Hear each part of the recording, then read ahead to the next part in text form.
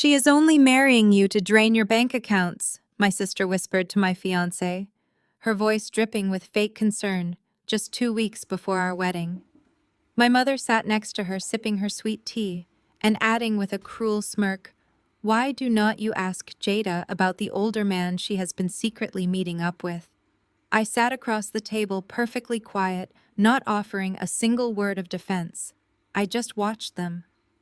Then my fiancé reached into his tailored jacket, pulled out a glossy photograph, and slid it across the mahogany table directly to my sister. He looked her dead in the eye and asked, "You mean this man?" "My name is Jada. I am 35 years old, and I work as a cybersecurity consultant right here in Atlanta, Georgia. If you are a Black woman who has ever been expected to carry the entire financial weight of your family while simultaneously being treated like the ultimate enemy, you are going to want to hear this story. Go ahead and hit that like button, subscribe to the channel, and let me know in the comments where you are watching from. Trust me, you will want to stick around to find out exactly how I sat back and let my toxic family dig their own absolute graves. Before the chaos completely dismantled my family structure, I was simply a woman trying to build a peaceful life with a man who truly saw my value. His name is Elijah. He is 38 years old, a brilliant venture capitalist, and the first man I ever met who looked at my independence as an asset instead of a threat. Building a life with Elijah was a revelation. Our relationship is a true partnership built on mutual respect, deep loyalty, and shared ambition. He never asked me to shrink myself to make him feel bigger. When my job required me to travel across the country or work late into the night analyzing security breaches and digital threats, he was the one bringing me dinner, rubbing my shoulders and reminding me to rest. This unconditional support was a stark, jarring contrast to the parasitic dynamic I had endured my entire life with my mother Yvonne and my 29-year-old younger sister Kendra. For as long as I can remember, my role in my family was strictly transactional. I was the reliable workhorse, the designated problem solver, the one who was expected to sacrifice my own peace to fund their comfort. I was pushed into the strong Black woman trope before I even understood what it meant. I was expected to be bulletproof so they could be careless. The unspoken rule was that my money was family money, but my boundaries were disrespectful. Kendra, on the other hand, was the delicate golden child who needed to be protected, celebrated, and catered to at all costs.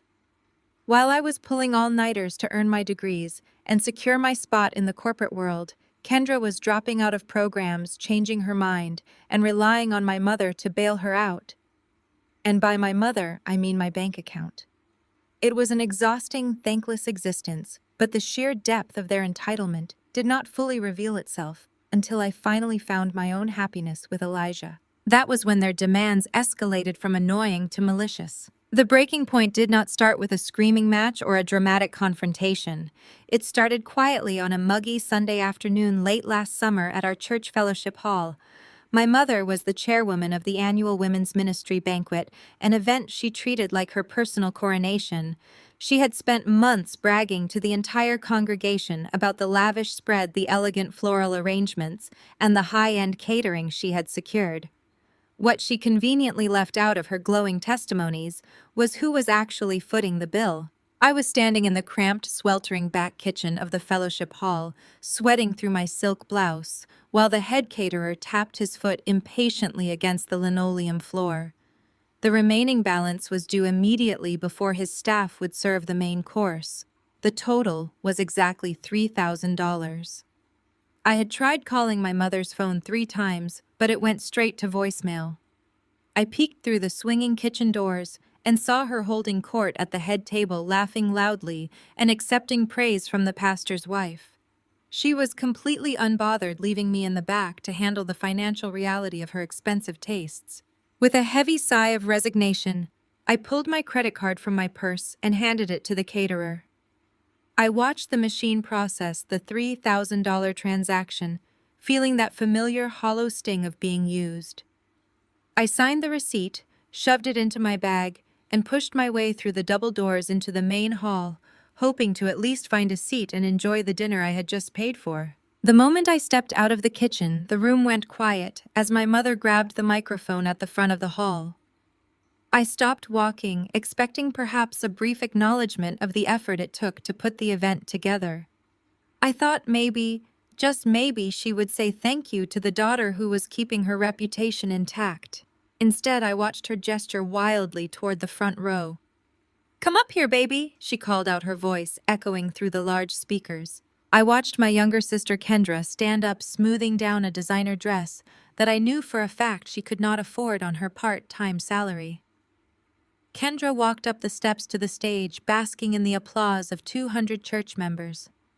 My mother wrapped her arm around Kendra's shoulders and beamed at the crowd with tears glistening in her eyes. "Let us hear it. For my beautiful youngest daughter," my mother announced, her voice trembling with overwhelming pride. "She has been my rock through this entire planning process. She is the true pride of this family." I stood completely frozen in the back of the room near the kitchen doors. I had just paid $3,000 to save my mother from public humiliation, and she used the very event I funded to publicly elevate my sister while acting like I did not even exist. Several women at my table caught my eye, offering me pitying looks that burned worse than an outright insult. They knew who paid the bills, but they also knew the family dynamic. I did not make a scene. I did not march up to the stage, grab the microphone, and demand my money back in front of the congregation. My career in cybersecurity taught me to observe anomalies, to track patterns, and to wait for the exact right moment to strike. Reacting on emotion only gives the enemy ammunition. I simply turned around, walked out of the fellowship hall, and got into my car. As I sat behind the steering wheel, staring at the brick exterior of the church, the absolute rule of my existence was laid bare for me to see in its ugliest form. I was nothing more than the family cash machine, functioning solely to dispense resources when needed, and to be shoved out of sight when the glory was handed out. Kendra was the prize, the daughter they wanted to show off to the world. I was just the necessary utility. That Sunday afternoon was the first domino to fall, setting off a chain reaction of greed and betrayal that would eventually burn their perfect facades to the ground. 2 weeks after that church banquet, we found ourselves sitting in the private dining room of a high-end steakhouse in Buckhead. I had made the reservation because my mother insisted we needed a proper family dinner to celebrate my upcoming wedding to Elijah. Naturally, I was the one paying for this celebration of my own life. The restaurant was the kind of place with low amber lighting, dark mahogany walls, and waiters who moved like ghosts, refilling water glasses before you even realized they were empty. It was designed to make people feel important. Kendra arrived 30 minutes late, hanging onto the arm of her husband, Trent. Trent is a 32-year-old white man who wears his privilege like a heavy, cheap cologne. He runs a boutique marketing firm, which is a polite way of saying he spends his days curating his Instagram aesthetic and burning through investor capital without ever turning a profit.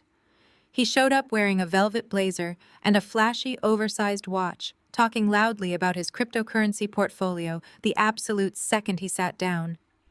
My mother adored him. To her, Trent was the ultimate prize, an aggressive, fast-talking businessman who gave Kendra the illusion of old money luxury. Elijah sat next to me, a quiet anchor of stability.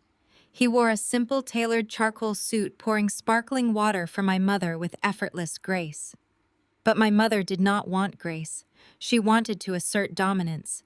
She needed to remind me of my place. Midway through the appetizers, my mother set down her fork and leaned across the table, her eyes locking onto Elijah. She put on her sweetest, most condescending smile. "You know, Elijah, I pray for you," she said, her voice carrying over the soft jazz playing in the background. "Jada is so intimidating. She has been taking care of herself for so long, she is used to being the man of the house. Are you sure you can handle a woman who does not know how to be soft?" I felt my jaw tighten, but I kept my face perfectly neutral. This was her favorite weapon, the weaponization of my survival. She loved to paint my success as a character flaw, a masculine defect that made me somehow less worthy of love. She loved to lean into the trope that because I was a successful Black woman, I was inherently difficult to love. I was too tough, too guarded, too independent. She took the very traits that kept our family from starving and twisted them into an insult. She gestured toward Kendra and Trent, who were busy taking a selfie for social media. Now look at Kendra. My mother continued, sighing wistfully. She knows how to let her husband lead. Trent is such a wonderful provider. He takes care of his family. That is the ideal standard, Elijah. A woman should be a soft place to land, not a brick wall. The sheer, unadulterated hypocrisy of her words almost made me laugh out loud. My mother sat there in a silk wrap dress, praising Trent as the ultimate provider, completely ignoring the massive elephant in the room. 4 years ago, she was 3 months behind on her mortgage. The bank had sent the final foreclosure notice. She had called me sobbing at 2 in the morning, begging me not to let her lose the house she raised us in. I did not just catch up on her missed payments. I took a massive chunk of my stock options and paid off her entire mortgage balance in full. I literally bought the roof over her head so she could sleep peacefully at night. I never asked for a dime back. I never threw it in her face. I kept the secret to protect her pride so she would not have to feel embarrassed in front of her church friends. And here she was, sitting in a restaurant I was paying for, comparing me to a man who leased his cars and financed his lifestyle with high-interest credit cards. She looked at my independence as an abrasive flaw, rather than the very shield that had kept her from living on the streets. I waited to see how Elijah would respond. He did not flinch. He did not look embarrassed. He reached under the table and rested his hand firmly on my knee. Then he looked my mother dead in the eye and smiled a cool, knowing smile. "Yvonne, I do not need Jada to be soft," he said, his voice smooth and steady. "I need her to be exactly who she is. Her strength is what built her career, and her strength is what is going to build our empire. I am not intimidated by a woman who can stand on her own 2 feet. I am inspired by her. Trent is a lucky guy, but I prefer a partner who can match me step for step." My mother's smile faltered. She blinked rapidly, taking a quick sip of her wine to cover her shock. She was not used to men defending me. She was used to men agreeing that I was too much. Trent shifted uncomfortably in his seat, his velvet jacket suddenly looking a bit ridiculous. Kendra rolled her eyes and went back to scrolling on her phone, clearly annoyed that the spotlight had shifted away from her perfect marriage. The waiter arrived with our main courses, breaking the thick tension that had settled over the table. I cut into my steak, feeling a deep, profound sense of gratitude for the man sitting beside me. But the peace was incredibly short-lived. As the dinner wore on, Trent began doing what Trent did best, boasting about things he did not actually own. He started talking loudly about a massive commercial real estate deal his marketing firm was allegedly handling. He threw around buzzwords like synergy and leveraging assets, while signaling the sommelier for another round of expensive drinks. "I am telling you, Elijah, the market is ripe for disruption," Trent boasted, swirling his wine glass. "My agency is about to close a contract that will revolutionize brand integration in the metropolitan sector. It takes a certain kind of vision to see the matrix, you know what I mean." Elijah nodded politely, taking a bite of his meal. "Brand integration is a tough space right now. Who is your lead investor?" Trent waved his hand dismissively. "We are self-funded at the moment, keeping the equity in-house. That is how you build generational wealth." I took a slow sip of my water. Self-funded was Trent's code word for draining Kendra's paycheck while chasing phantom deals. As a cybersecurity consultant, I conduct risk assessments for a living. I read people the way I read code, looking for vulnerabilities and inconsistencies. Trent was a walking vulnerability. Everything about him, from his overly rehearsed elevator pitches to the way he constantly checked his reflection in the restaurant windows, screamed desperation. But to my mother, he was the pinnacle of success, simply because he was a man who talked a good game and kept her favorite daughter entertained. "Trent is just so driven," my mother chimed in, cutting her filet mignon.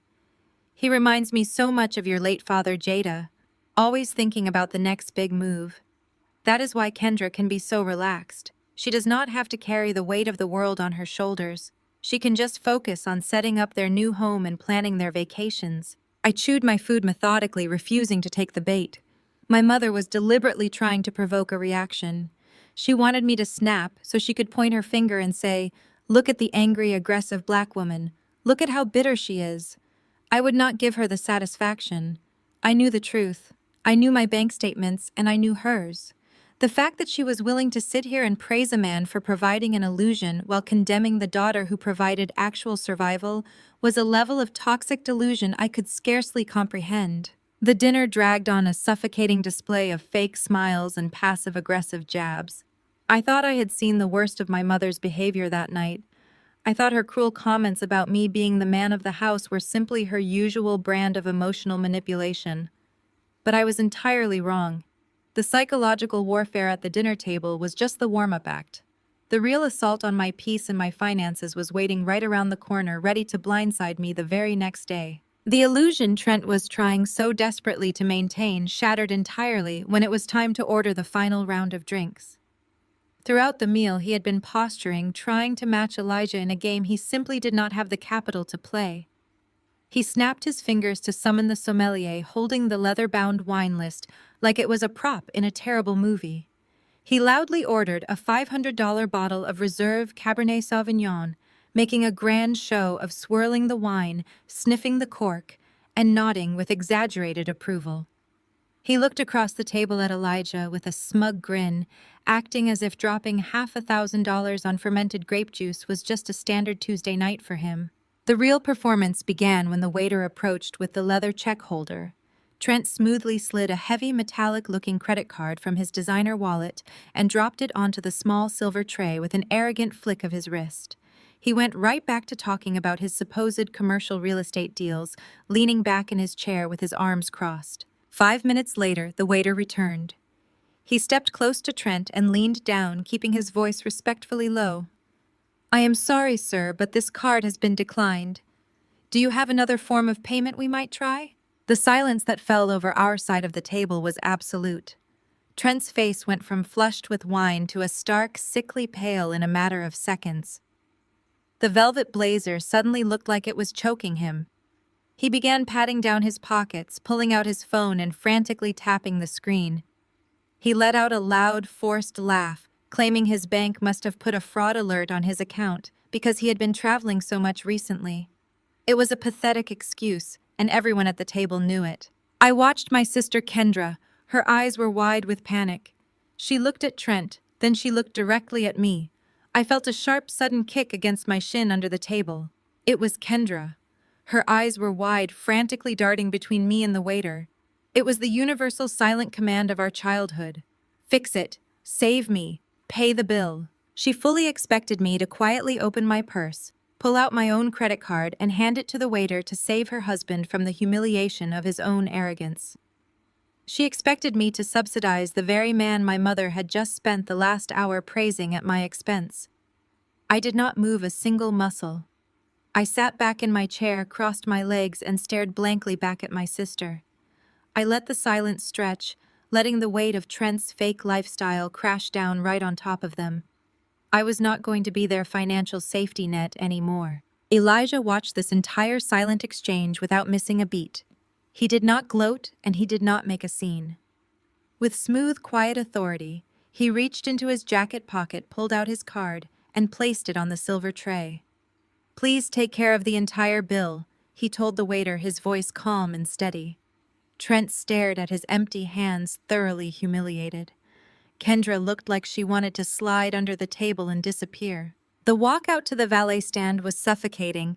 Trent stormed ahead, scrolling furiously on his phone. As Elijah stepped away to hand his ticket to the valet attendant, my mother grabbed my arm. Her grip was tight, her manicured nails digging sharply into my skin. She pulled me close, her voice dropping to a venomous hiss. "You did that on purpose," she spat, her eyes blazing with irrational anger. "You sat there and let your sister be humiliated. You could have quietly taken care of the bill before Elijah had to step in. You just wanted to embarrass Trent because you are jealous of what they have." I looked down at her hand gripping my arm and then looked her dead in the eye. "I am not responsible for funding a lifestyle your son-in-law cannot afford." I said, my voice low and dangerously calm. "If he cannot pay the bill, he should not order the wine." I pulled my arm out of her grasp, turned my back on her, and got into the car with Elijah. I thought the humiliation at the restaurant would force them to retreat and lay low for a while. I underestimated the sheer audacity of my mother's entitlement. The very next morning, my phone buzzed at 8 o'clock sharp. It was a text message from Yvonne demanding I come over to her house immediately. She claimed it was an absolute emergency regarding family business. I threw on some clothes and drove over, pulling my car into the driveway of the exact same house I had saved from foreclosure. The house I secretly owned but let her pretend was hers. When I walked through the front door, my mother was sitting at the kitchen island. She had a notepad laid out in front of her and a cup of coffee in her hand. There was no greeting. There was no apology for her behavior the night before. She just tapped her pen against the granite countertop and looked at me with cold calculation. "Sit down, Jada. We need to talk about your wedding budget," she commanded. I remained standing, crossing my arms over my chest. "My wedding budget is none of your concern," I replied. "Elijah and I are paying for everything ourselves. You have not contributed a single dime, so there is nothing for us to discuss." She waved her hand dismissively, completely ignoring my boundary. "I have done the math," she continued, pointing at her notepad. "You are spending an obscene amount of money on floral arrangements, catering, and that string quartet. It is entirely unnecessary. I need you to cut your wedding budget down and wire $150,000 into Trent's business account by the end of the week." I stared at her, waiting for the punchline to this terrible joke. But she was dead serious. My own mother had summoned me to her house to demand that I defund my own wedding to bail out a man who had insulted me 12 hours prior. "Trent is facing a temporary cash flow problem," she explained, her tone shifting into a bizarre mix of demanding and pleading. "His agency needs a capital injection to secure a massive commercial lease. If he loses this office space, his investors will pull out and Kendra will be ruined." "You are marrying a rich man anyway, Jada. Your sister needs this to keep her family together. It is your duty." The audacity of those words hit me like a physical blow. "You are marrying a rich man anyway." In her mind, the fact that Elijah was successful meant my money was no longer mine. It meant my hard-earned savings, the money I generated working 70-hour weeks, protecting corporate networks from cyber attacks, was now up for grabs. She expected me to hand over $150,000 to a man who leased luxury cars, while his business went bankrupt, simply because Kendra was her favorite child. I looked her dead in the eye. The air in the kitchen grew freezing cold. "No," I said. It was not a debate. It was not a negotiation. It was a single solid brick wall of a word. My mother's eyes widened.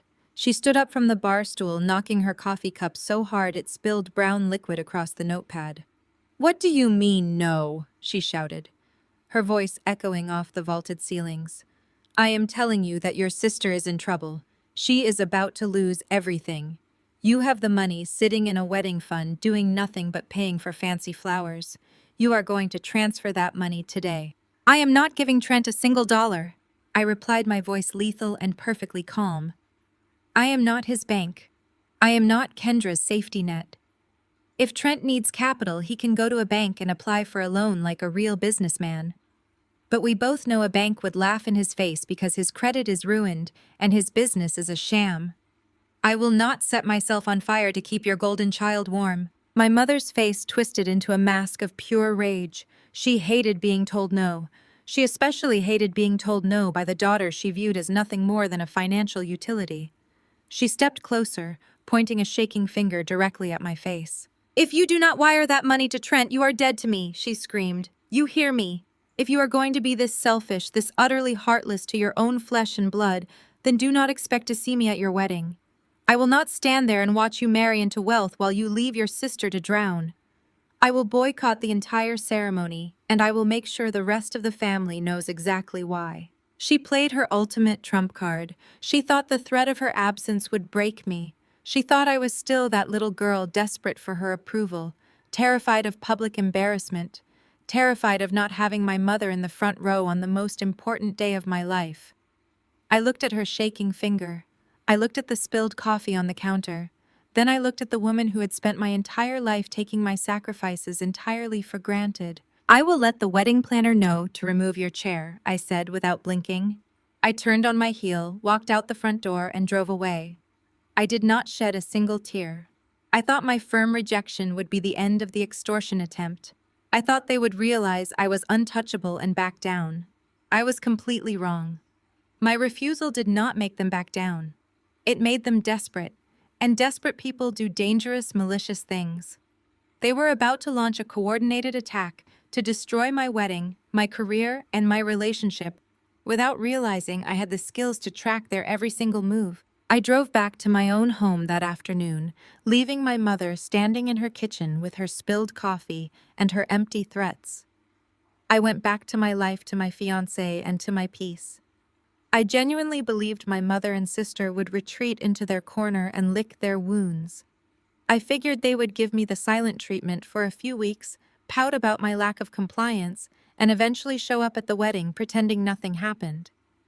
That is how the cycle usually worked. They push, I resist. They throw a tantrum, and then they sweep it under the rug when they realize they cannot win. But I severely underestimated the depths of Kendra's desperation.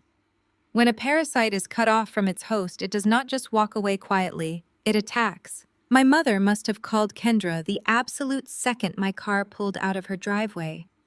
I can only imagine the sheer panic that set in when Kendra realized the $150,000 bailout she was banking on was completely off the table. Trent's fake marketing firm was bleeding cash, and his creditors were likely circling. They needed a massive injection of capital immediately, and since I refused to write the check, Kendra decided she was simply going to take it by force. If I would not willingly hand over my wedding budget to save her marriage, she figured she would just dismantle my wedding and steal the refunds. To execute a scheme that brazen you need access. And unfortunately, I had given her a tiny sliver of it. Against my better judgment, I had given Kendra the title of Maid of Honor. I never actually wanted her standing next to me at the altar.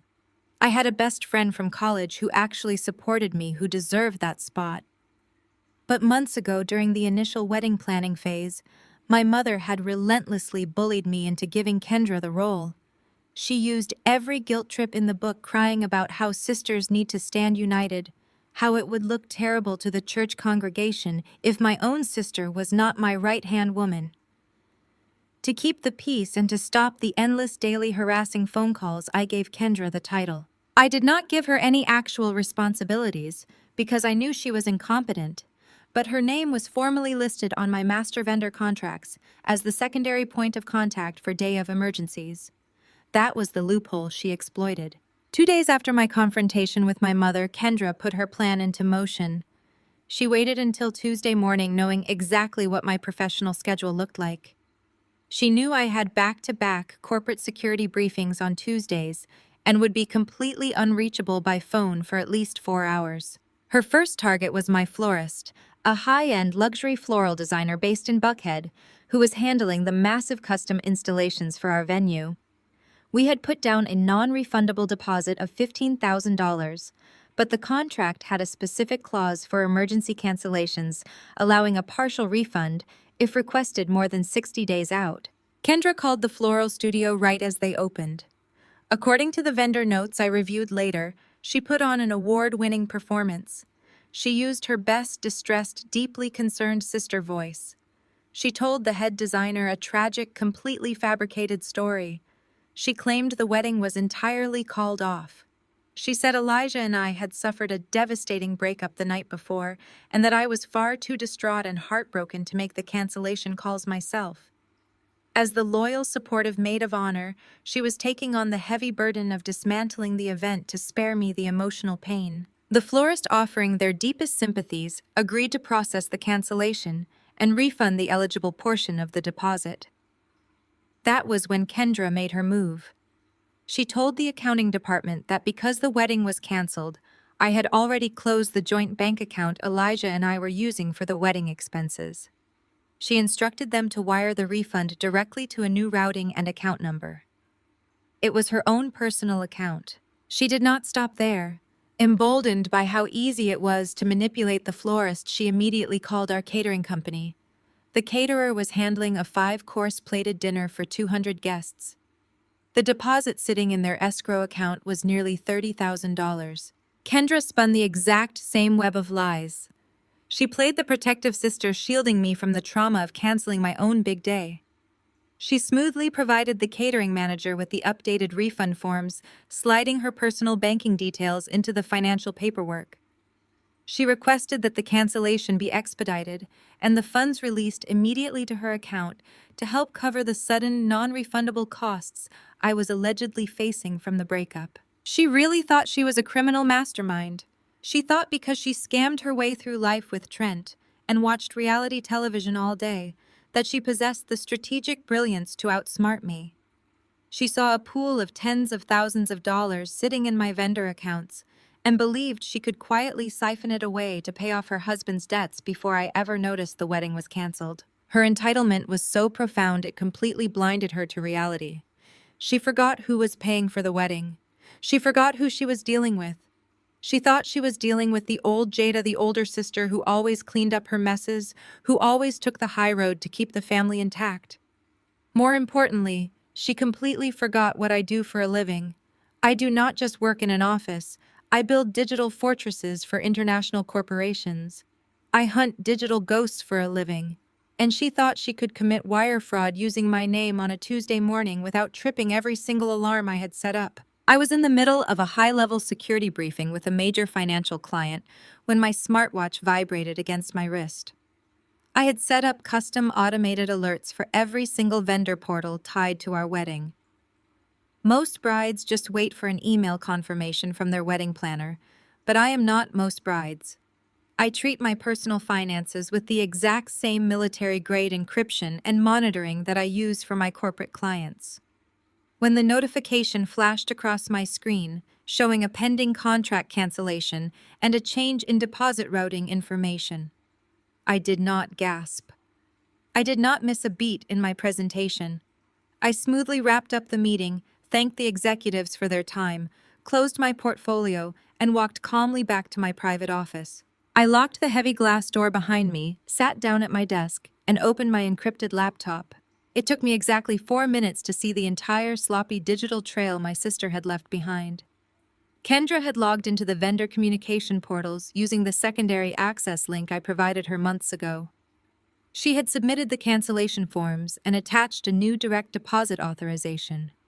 The arrogance of her execution was almost laughable. She had used her personal email address to send the backup documentation, and she did not even bother to use a virtual private network to mask her location. I tracked the IP address associated with the login session. It pinged straight back to the wireless router at my mother's house. The specific device identifier belonged to Kendra's rose gold laptop. She was sitting in the very house I had paid off drinking my mother's coffee and actively attempting to steal my money. The average person might have panicked. They might have called their sister screaming, crying, and demanding answers. They might have called their mother to ask how she could raise a daughter capable of such betrayal. I did not shed a single tear. My heart rate did not even elevate. In my line of work, when you detect a hostile threat actor inside your network, you do not call them up to argue about their feelings. You do not ask them why they are betraying you. You quarantine the breach. You lock the perimeter. And then you watch them try to move so you can map out their entire strategy. I methodically revoked every single piece of secondary access across all wedding platforms. I stripped Kendra's name off the contact lists, erasing her authority completely. I implemented strict hardware key, two-factor authentication on every account connected to Elijah and me, ensuring that no changes could be made without a physical security token that never leaves my keychain. Once the digital perimeter was secure, I picked up my phone and called the florist and the caterer. I used my calmest, most professional voice. I apologized deeply for the confusion, explaining that my younger sister was unfortunately suffering from a severe mental health crisis and was currently experiencing manic episodes. I told them she was prone to making irrational phone calls and that the wedding was absolutely still on. I instructed them to flag any future contact from her as a security risk. The vendors were incredibly sympathetic, immediately voiding Kendra's fraudulent transfer requests and locking my files on their end with verbal passwords. The immediate threat was neutralized and not a single dollar had left my accounts. But stopping the attack is only phase 1. Phase 2 is understanding the motive. Why was Kendra taking such a massive, reckless risk? Wire fraud across state lines carries federal prison time. You do not risk a federal indictment just because your husband's boutique marketing firm is struggling to pay a commercial lease. The math simply did not add up. The desperation was too loud, too frantic. I took the new banking routing number Kendra had provided to the vendors and ran it through a series of financial databases I have access to. It was not a standard business checking account for Trent's marketing agency. It was not a joint marital account she shared with him. The routing number belonged to an entirely different financial institution, one known for rapid asset liquidation and offshore transfers. I decided to widen the net. If she was bold enough to commit fraud against her own blood, I needed to know exactly what kind of monster I was dealing with. I started digging into Kendra and Trent's public digital footprints. I pulled court records, property tax filings, and business registry data. What I found made my blood run cold. Trent's business was not just failing, it was completely buried under a mountain of active litigation. There were outstanding judgments from unpaid contractors, massive tax liens, and pending lawsuits from former clients claiming breach of contract. But even that financial ruin did not explain the sheer desperation for exactly $150,000 in cash. People with failing businesses try to get loans. They try to find new investors.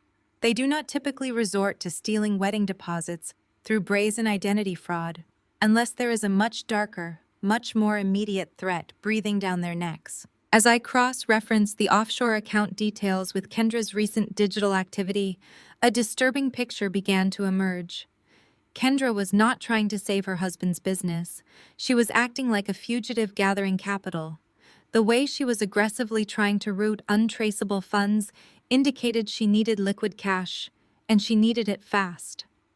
The extortion attempt from my mother, the frantic vendor cancellations, the shady banking details all pointed to a massive hidden crisis that went way beyond keeping up appearances for the church congregation. They were drowning in something toxic, and they were entirely willing to pull me under the water to save themselves. I closed my laptop, leaning back in my leather office chair. The betrayal was absolute and final. I no longer had a mother or a sister. I had active adversaries. The women who were supposed to be fixing my veil and holding my bouquet were actively plotting my financial ruin. I knew they would not stop just because this one petty theft failed. When they realized the vendor money was not coming, they would have to pivot. They would escalate. And I was going to be ready for whatever desperate move they made next. It took exactly 48 hours for the reality of their failure to set in. Kendra must have checked her offshore routing account and seen a zero balance. She must have called the florist and the caterer demanding her money, only to slam face first into the verbal password wall I had established. I imagine the panic that filled my mother's house was deafening. But instead of accepting defeat, Yvonne decided to escalate. If I was going to cut off their secret access to my money, she was going to attack the very source of my income. It was a Thursday afternoon. I was in the middle of analyzing a threat report when the phone on my desk rang. It was David, the head of security for my corporate building. His voice was tense and unusually formal. He told me there was a woman in the main lobby claiming to be my mother and that she was creating a severe disturbance. He asked if I wanted him to call the police. I told him to hold off on the authorities, but that I would be right down. My firm is located in a high-end glass and steel high-rise in downtown Atlanta. The lobby is a sprawling echo chamber of polished marble filled with corporate executives, investors, and tech professionals. It is a place of quiet power and strict professionalism. When the elevator doors slid open on the ground floor, the sound hit me before the sight of her did. My mother was putting on an absolute masterclass in theatrical manipulation. She was standing dead center in the lobby, clutching a designer handbag that I had bought her 2 Christmases ago, sobbing loudly enough to draw a crowd. Executives waiting for their ride shares and administrative staff on their coffee breaks were standing in a wide circle staring at her in uncomfortable shock. "She is leaving her own mother to starve," she wailed, throwing her free hand into the air. "My own flesh and blood. She is marrying a millionaire and she is actively financially abusing her family to pay for her extravagant lifestyle. I raised that girl. I broke my back for her, and now she is leaving her sister and me completely destitute." I stopped walking and just observed her for a moment. It was a highly calculated performance. She was purposely throwing around buzzwords like financial abuse and destitute because she wanted someone from my human resources department to hear it. She was trying to publicly assassinate my character.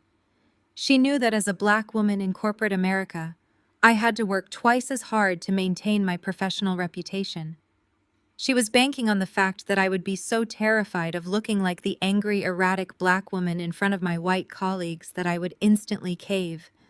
She fully expected me to rush over to her, shush her, frantically drag her into a private corner, and write her a check just to make the public embarrassment stop.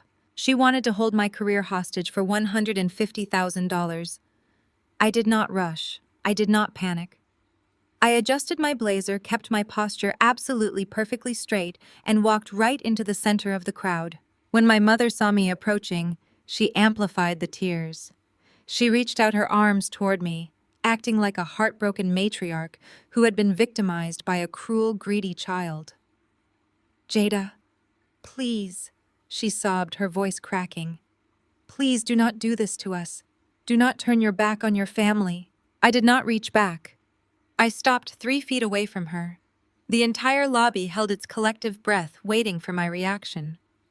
I looked at David, the head of security, who was standing a few feet away, with 2 of his guards waiting for my signal. "David," I said, my voice projecting clearly and calmly across the marble lobby. "This woman has no financial ties to me. She is currently trespassing and attempting to extort me by disrupting a place of business. Please escort her off the premises immediately. If she refuses to walk out those doors, or if she ever returns to this building, you have my full authorization to contact the Atlanta police and press charges for trespassing and harassment." The fake tears vanished from my mother's face so fast it would have given anyone whiplash. The mask completely slipped. For a fraction of a second, her eyes widened in pure, unadulterated shock. She looked at me like she was staring at a stranger. She had played her ultimate trump card, the threat of public corporate humiliation, and I had just swatted it away like a minor inconvenience. As the 2 security guards stepped forward and firmly took her by the arms, her shock morphed into rabid, feral anger. "You cannot do this to me," she screamed, digging her heels into the polished floor as they began to guide her toward the revolving glass doors. "You ungrateful little brat. You are going to regret this. I will ruin you. I will make sure Elijah knows exactly how toxic you are." I stood motionless, my face carved from stone, and watched them push her through the doors and out onto the busy Atlanta sidewalk. I did not break eye contact with her until she was entirely out of sight. The lobby was dead silent. I turned around and looked at the crowd of professionals still lingering near the security desk.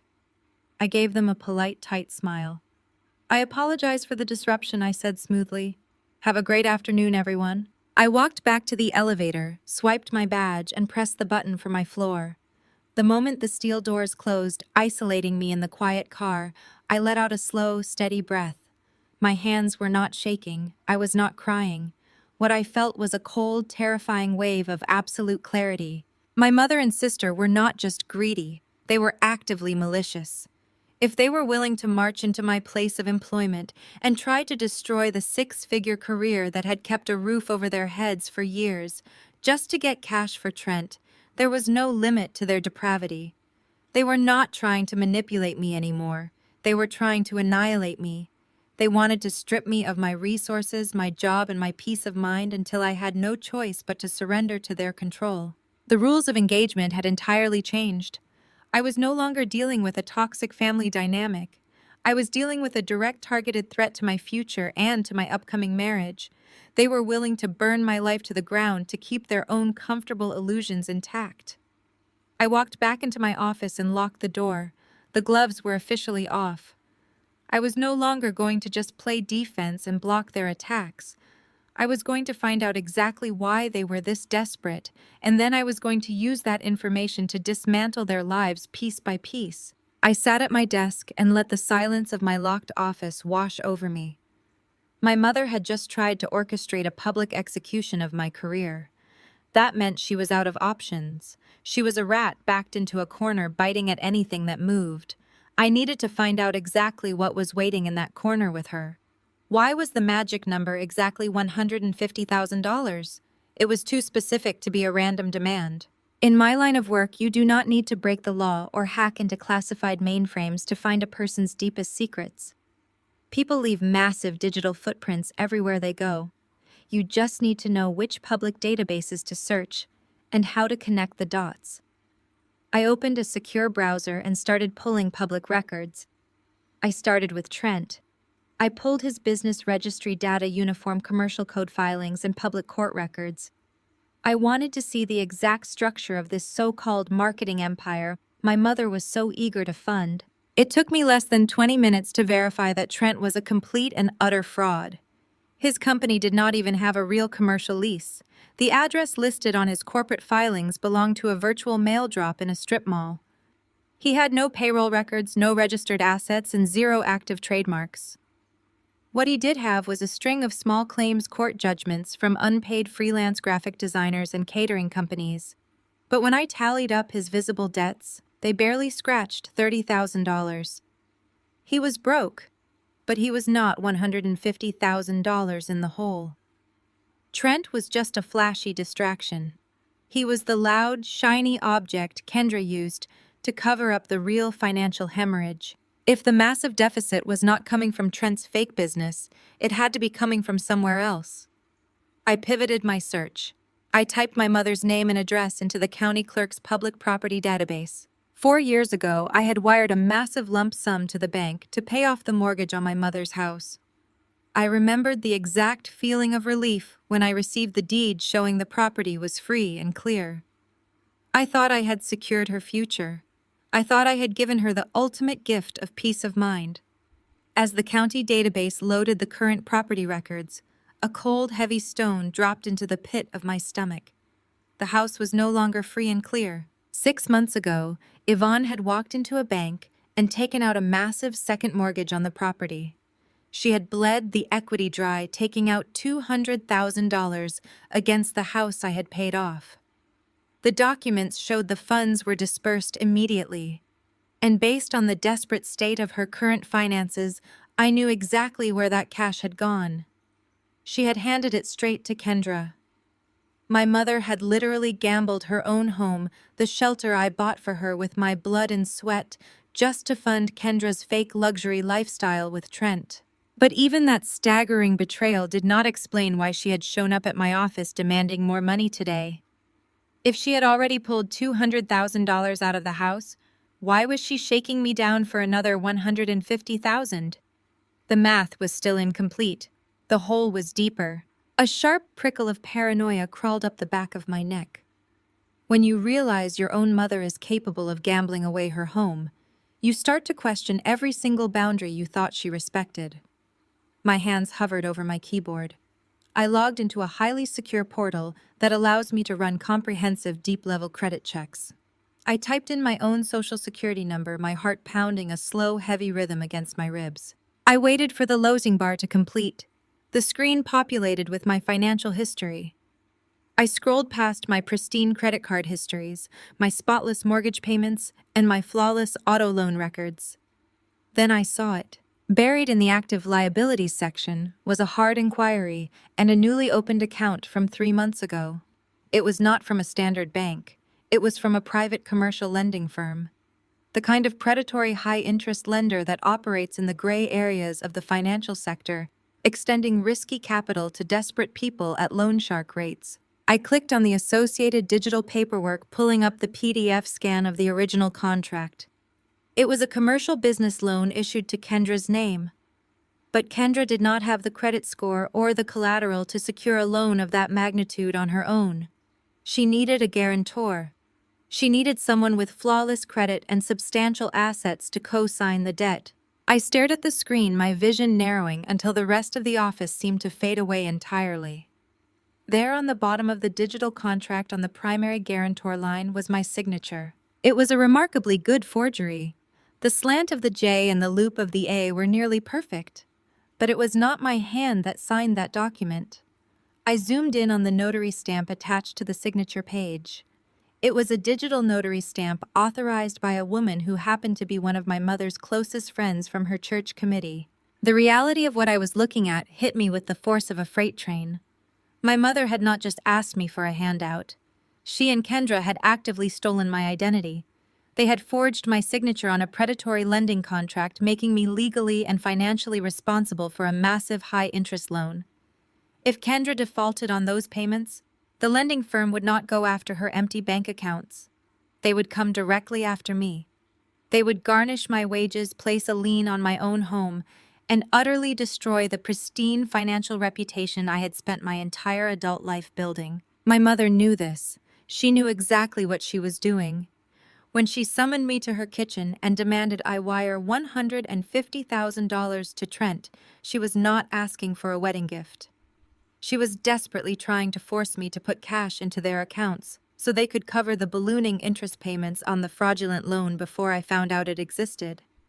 When I refused, she realized the loan was going to default. She realized the private lenders were going to contact me. She showed up at my office crying about financial abuse as a preemptive strike, trying to force me into compliance before the entire house of cards collapsed on top of her. I sat in my chair staring at the forged signature on the screen. The sheer maliciousness of it was breathtaking. For 35 years, I had played the role of the strong black woman. I had carried their burdens, paid their bills, and swallowed their disrespect because I believed that family required sacrifice. But this was not sacrifice. This was slaughter. My mother and my sister had tied a financial noose around my neck, and they were fully prepared to kick the chair out from under me just to maintain the illusion of Kendra's perfect life. I did not feel sad. I did not feel the urge to cry or scream or call them to demand an explanation. I felt an absolute freezing calm wash over my entire body. They thought I was just going to absorb the damage. They thought because I had always fixed their messes, I would simply sigh, pay off the fraudulent loan to protect my own credit and let them get away with it. They were banking on my loyalty to shield them from the consequences of their own felonies. I reached into my desk drawer and pulled out a fresh encrypted flash drive. I systematically downloaded every single piece of evidence. I saved the property tax records, the second mortgage deed, the fake commercial loan, the forged signature, and the fraudulent notary stamp. I organized them into neatly labeled digital folders. I was no longer dealing with annoying family members asking for handouts. I was dealing with felons. And I was going to make absolutely certain that when I finally brought this to light, I had enough ammunition to ensure they could never ever rebuild the lives they had funded with my stolen identity. But the investigation was not over. I had found the fraud, but I still did not know where the actual cash had gone. Trent's business was a hollow shell. The money had not been used to pay his vendors or secure his commercial lease. Hundreds of thousands of dollars had vanished into thin air. I needed to follow the money. I needed to know exactly what Kendra was buying with the cash she stole from our mother's equity and my forged signature. I opened a new search window and began tracing the disbursement routing numbers from the predatory loan. I was going to find every single skeleton they had buried. I opened a new secure terminal on my workstation and cracked my knuckles. Tracing a wire transfer from a predatory lending firm is like following a rat through a commercial sewer system. These unregulated financial institutions use multiple clearinghouses and dummy accounts to obscure the final destination of their funds. They design their networks to be intentionally murky to protect themselves from federal audits. But digital money never truly vanishes. It leaves a permanent, indelible scar on the blockchain and the banking ledger. Every single keystroke leaves a shadow. You just need to know how to adjust the lighting to see it. I pulled the primary disbursement record from the fraudulent commercial loan document. Exactly $250,000 had been wired out in a single lump sum just 72 hours after the fake notary stamp was applied. I ran the destination routing number through a specialized financial tracking database I use for high-level corporate audits. The screen populated with the results, and I leaned forward, narrowing my eyes at the data. The money did not go to Trent. It did not go to his fake boutique marketing firm. It did not even go to my mother's personal checking account to cover her new luxury car payments or her extravagant church donations. The funds bypassed their entire known financial ecosystem and were wired directly into a corporate holding account for an entity called Apex Holdings LLC. Apex Holdings was a ghost. It was registered in Delaware, which is the standard playbook for anyone trying to hide assets behind a thick wall of corporate anonymity. The registered agent on file was a generic mail-drop legal firm that existed solely to forward correspondence and shield the true owners from public record searches. But amateur criminals always make one fatal mistake when they try to play in the big leagues. They get incredibly lazy with their digital hygiene. I ran a cross-reference on the IP addresses that had actively accessed the Apex Holdings banking portal over the last 30 days. One of the IP addresses pinged straight back to my mother's house, matching the exact rose gold laptop Kendra used to cancel my wedding vendors. She was logging into the offshore account from the kitchen island. But the other IP addresses were far more interesting. They were not originating from a residential network. They were coming from a highly secure commercial server located in the penthouse suite of a massive high-rise building in downtown Atlanta. I bypassed the generic legal firm in Delaware and dug straight into the municipal property tax records for Fulton County. If Apex Holdings was moving that kind of heavy cash, they had to be parking it in tangible assets to clean the money. I found a recent property transfer recorded just 2 weeks ago. Apex Holdings had just made a massive all-cash down payment on a luxury penthouse in a brand-new exclusive development in Midtown Atlanta. I pulled the development company's corporate roster. The CEO and primary stakeholder was a man named Julian. Julian was not just a random businessman with a lucky streak. He was a highly visible, incredibly wealthy real estate developer who ran in the highest circles of Atlanta's black elite. He was the kind of man who sat on hospital boards, hosted extravagant charity galas, and had the ear of city council members. He was the genuine article. He was everything Trent desperately pretended to be, but with actual liquid capital and generational influence to back it up. I sat back in my leather chair and let the pieces of this twisted puzzle slam into place with sickening absolute clarity. Kendra was not trying to save Trent. She was actively preparing to abandon him. She had taken one long, hard look at her husband's failing business, his mounting debts and his fraudulent lifestyle, and decided to jump ship before she drowned with him. But a woman like Kendra does not leave a marriage empty-handed. She is a parasite. She needs a new host to latch onto before she detaches from the old one. She needed an exit strategy and a golden parachute. She had found Julian a man with real wealth and undeniable status. But men like Julian do not just rescue married women with bad credit. Kendra needed capital to buy her way into his world. She needed to secure a luxury asset completely under the radar to prove she belonged there before she officially filed for divorce. So she used the only resources she had access to: my mother's house and my stolen identity. The depth of the betrayal was almost awe-inspiring in its cruelty.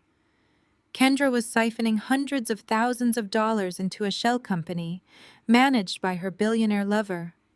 She was entirely liquidating her own family to finance her secret new life. She planned to let my mother's house go into immediate foreclosure, leaving the woman who worshipped her completely homeless. She planned to let my flawless credit score take the massive destructive hit from the defaulted loan. She was going to leave Trent holding the bag for all their marital debts while she watched the sunset from a midtown penthouse with Julian. My mother had blindly handed over the equity in her home, thinking she was saving her golden child's marriage. She had marched into my office and tried to destroy my career, thinking she was protecting Kendra's future with Trent. Yvonne was entirely oblivious to the fact that her favorite daughter was actively stealing her shelter to fund a secret affair. Kendra was going to leave Yvonne destitute, and Yvonne was busy fighting me to protect the very person orchestrating her ruin. I stared at the glowing screen of my laptop, mapping out the blast radius of what I had just discovered. I had the digital proof. I had the IP logs, the offshore wire transfers, the corporate registry data, and the forged digital notary stamps. I had enough cyber evidence to hand this entire file over to the Financial Fraud Division of the FBI right now and watch federal agents tear Kendra's life apart before the sun went down. But digital evidence is cold. It is clinical. You cannot throw an IP log on a dinner table and expect it to break someone's soul. To completely dismantle the psychological hold Kendra had over my mother, and to shatter the arrogant, smug illusion Trent was walking around with, I needed something far more visceral. I needed something they could not argue with, minimize, or write off as a complicated computer glitch. If I wanted to watch them truly destroy each other, I needed high-resolution, indisputable physical proof of her betrayal. I needed to see her with Julian. I needed pictures. I closed my laptop and locked it in my desk drawer. I picked up my cell phone. It was time to bring this digital hunt into the physical world. I bypassed my normal contacts and dialed a number I kept encrypted in my secure files. It was the direct line for the most ruthless private investigator in Atlanta. I was going to get the photographic proof I needed to burn their entire fake reality straight to the ground. I called a man named Donovan.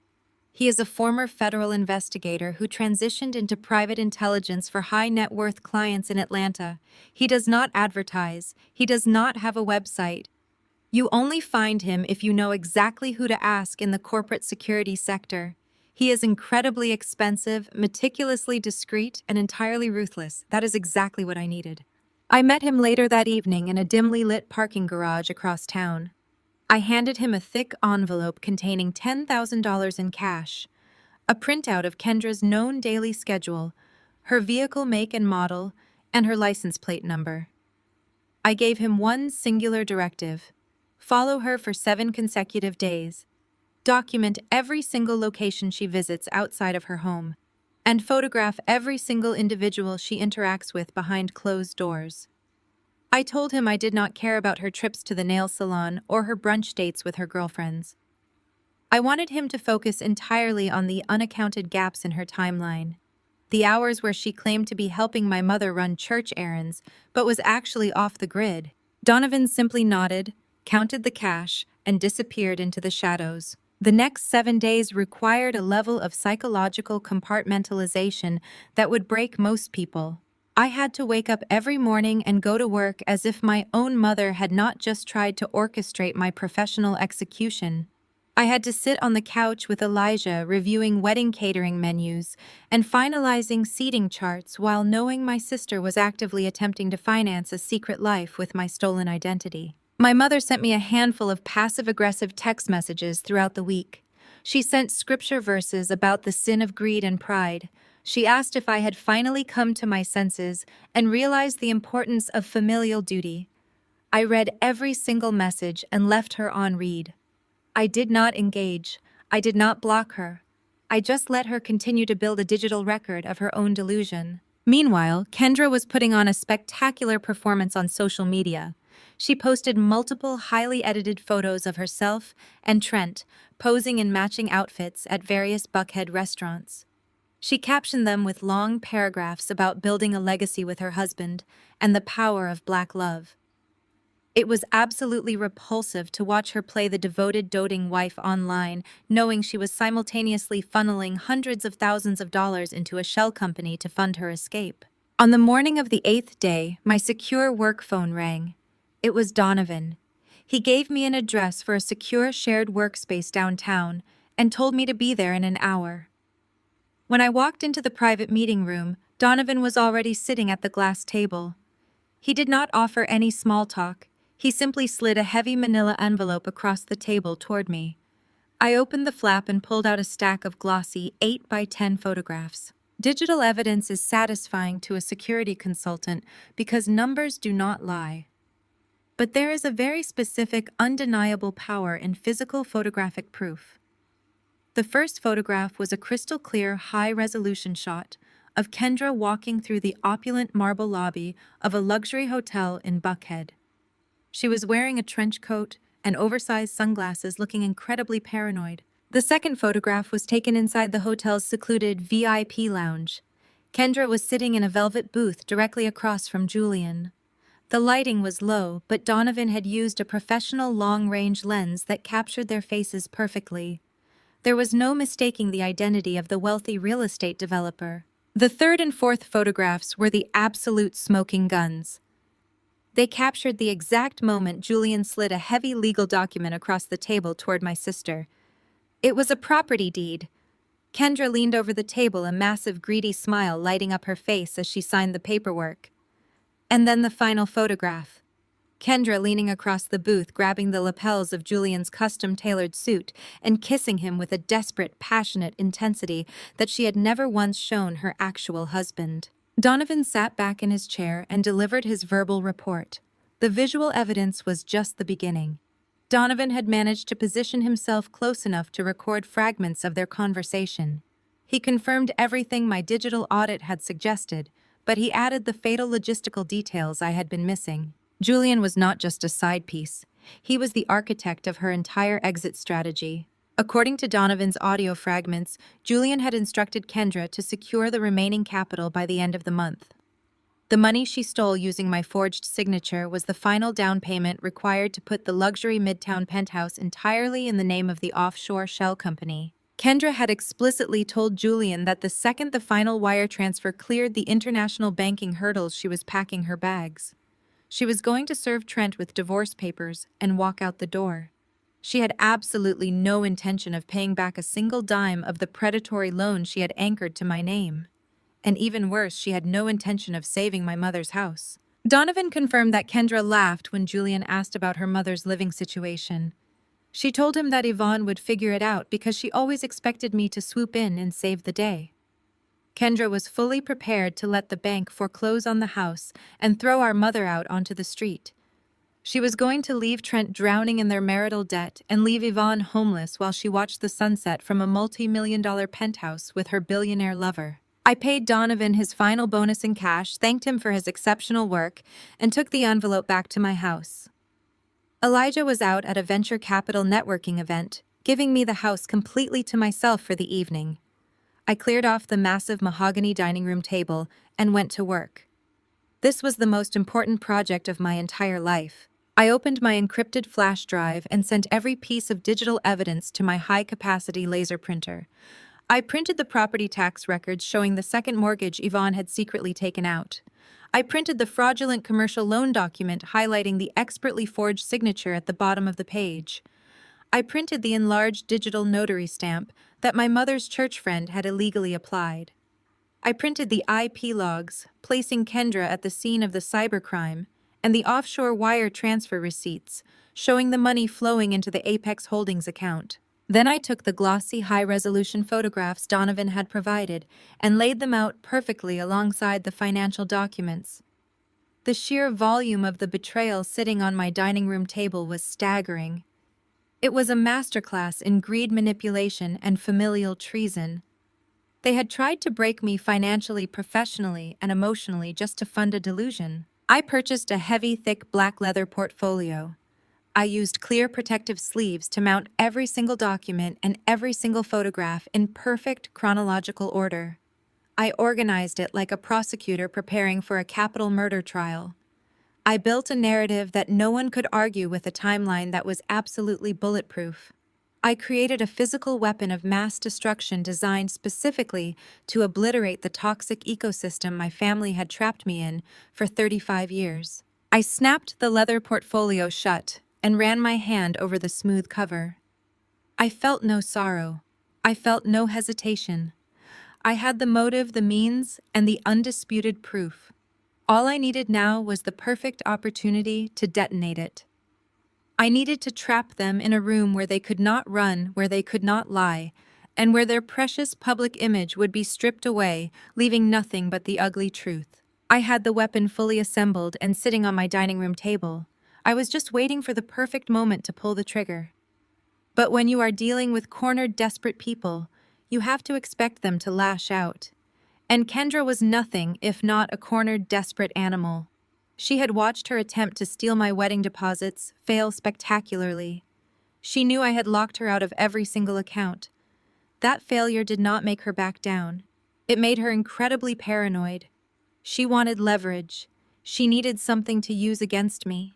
So she did something spectacularly stupid. She followed me. A few days prior to my meeting with Donovan to collect the final photographs, I had met him in a dimly lit parking garage to hand over his $10,000 cash retainer. I was so intensely focused on securing his services and bringing down my family's financial terrorism that I broke my own cardinal rule. I did not check my rearview mirror. Kendra had been tailing my car in her leased luxury SUV. She parked 3 levels down and crept up the concrete stairwell, hiding in the shadows. She used her smartphone to snap several grainy, zoomed-in photos of me standing between 2 parked cars, handing a thick envelope of cash to a tall, imposing man in a dark jacket. She had absolutely no idea who Donovan was. She did not know he was a former federal investigator or a high-level private intelligence operative. But she had the pictures, and in her twisted, manipulative mind, those pictures were pure gold. Fast forward to the afternoon, Donovan captured the ultimate proof at the luxury hotel. Kendra was walking out of the grand lobby, riding the absolute high of securing her billionaire exit strategy. She had just kissed Julian. She had just signed the paperwork for the offshore Midtown penthouse. She felt invincible. She pulled her designer sunglasses down over her eyes and stepped out onto the busy Buckhead sidewalk, waiting for the valet to bring her car. That was when she made the mistake of looking across the street. Parked in a dark, nondescript sedan was the exact same tall, imposing man from the parking garage. It was Donovan. He was wrapping up his surveillance, logging his final timestamps before heading back to his office to print my photographs. Kendra recognized him instantly. The broad shoulders, the dark jacket, the intense, focused posture. A normal, rational person might have realized they were being investigated by a professional. They might have deduced that their massive financial fraud had triggered a serious security response. But Kendra did not operate in reality. Her mind was entirely consumed by narcissism and projection. Because she was living a secret double life funded by stolen money and a hidden affair, she automatically assumed I was doing the exact same thing. She jumped to the most dramatic soap opera conclusion possible. She assumed Donovan was a man I was having a secret illicit affair with. In her panicked logic, she convinced herself that I was paying off a dangerous lover in a parking garage, and that this secret man was now stalking her to intimidate her into silence. She thought I had sent my muscle to watch her because she had photographed our secret cash drop. The sheer terror of being watched sent Kendra into an absolute frenzy. She abandoned the valet stand, hailed a passing cab, and sped directly to my mother's house. She burst through the front door, hyperventilating, and threw her phone onto the kitchen island. She showed Yvonne the grainy photos of me and Donovan in the parking garage. Then she frantically explained that this same dangerous man was just stalking her outside a hotel. My mother did not ask for logic. She did not ask for proof or context. Yvonne eagerly, deeply wanted to believe the absolute worst about me. It is a psychological defense mechanism for toxic parents. If they can convince themselves that the child they are abusing is actually a monster, then their abuse becomes justified. If I was a cheating, lying gold digger who funded a dangerous secret lover, then Yvonne forging my signature on a predatory loan was not a felony. In her warped mind, it was just taking what she was owed from a bad daughter. Sitting at that kitchen counter, the very place where they had conspired to steal my identity, they realized the clock was running out. Kendra knew I had eyes on her. She knew I was onto something, even if she did not fully grasp that I had already uncovered the fraudulent mortgage and the offshore shell company. They needed to strike first. They needed to destroy my credibility so thoroughly and so publicly that when I finally opened my mouth to expose them, no one would believe a single word I said. If Kendra could brand me as a liar and a cheat, then my inevitable revelations about her and Julian would just look like the desperate, vindictive retaliation of a woman scorned. They needed to dismantle my character, and they knew exactly where to aim the first blow. They were going to target the foundation of my current peace and my future security. They were going to target Elijah. They formulated a preemptive strike designed to isolate me completely. They assumed that if they could convince Elijah that I was a fraud, he would call off the wedding and leave me. And they banked on the fact that without Elijah's support, I would crumble. They thought I would lose my confidence completely, break down emotionally, and be far too weak to fight back against the forged loan or the stolen house equity. They wanted to strip me of my partner so they could pick my bones clean in the aftermath. The calculation was incredibly cold. A mother and a sister actively plotting to destroy my engagement just to cover up their own financial crimes. They knew I was scheduled to fly to Dallas the following morning to lead a 48-hour corporate cybersecurity conference. I would be completely unreachable standing on a stage in front of hundreds of tech executives. It was the perfect window of opportunity. While I was thousands of miles away securing my career, they were going to march straight into Elijah's venture capital firm and attempt to burn my entire world to ashes. While I was standing on a brightly lit stage in Dallas, breaking down corporate network vulnerabilities to a crowd of 500 tech executives, my mother and sister were walking into the sleek glass lobby of Elijah's venture capital firm. They had timed their ambush perfectly. They knew I would have my phone completely turned off for my keynote presentation, leaving me unable to intercept their attack or run damage control. They marched into his building, acting frantic and breathless, demanding an immediate audience. Elijah's assistant tried to hold them at the reception desk, but Elijah, being the fiercely protective man that he is, heard the commotion and stepped out of his office. Seeing my mother and sister in an apparent state of distress, he immediately assumed someone was in the hospital or that a genuine tragedy had occurred. He ushered them into his private suite, closed the heavy oak door, and offered them a seat. Elijah's office is an intimidating space. It overlooks the entire Atlanta skyline, a physical representation of the empire he has built from the ground up. He sat behind his massive desk, waiting for them to explain the emergency. Instead of a medical crisis, he was treated to a meticulously rehearsed masterclass in psychological manipulation and projection. Kendra took the lead. She sat on the edge of the leather guest chair, looking solemn and deeply conflicted. She took a trembling breath, looking down at her hands before meeting his gaze. She told him that she had not slept in days. She said it absolutely broke her heart to be sitting in his office doing this, but she could not in good conscience let a good, successful black man be used and destroyed by her own flesh and blood. She played the reluctant, righteous sibling to absolute perfection. "I love my sister," she told him, her voice thick with fake emotion. "But I have to protect you, Elijah. Jada is not the woman you think she is. She is using you."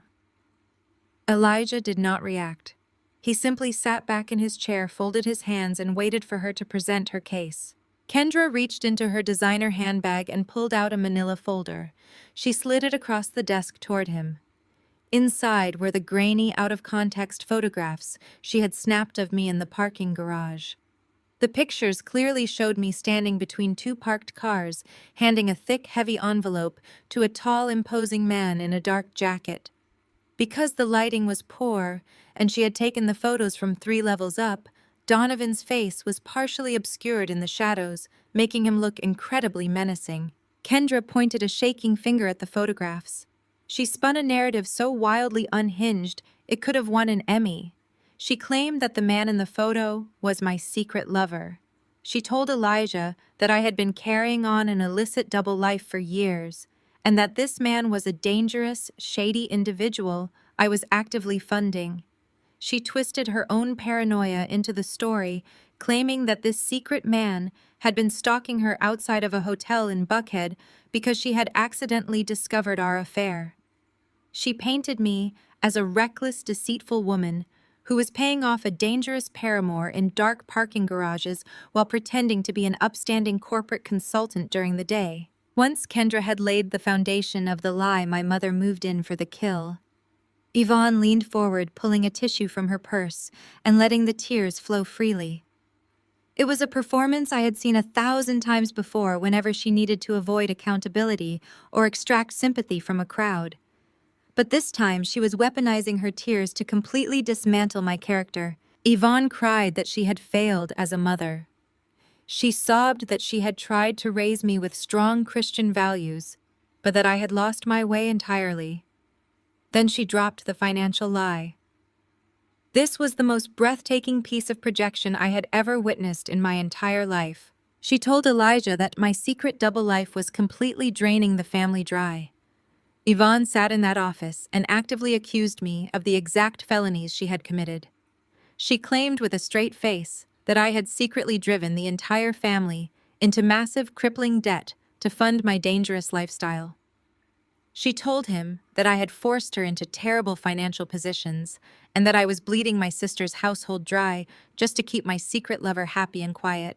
She wept, wiping her eyes with the tissue, claiming she was absolutely terrified for my soul and for Elijah's future.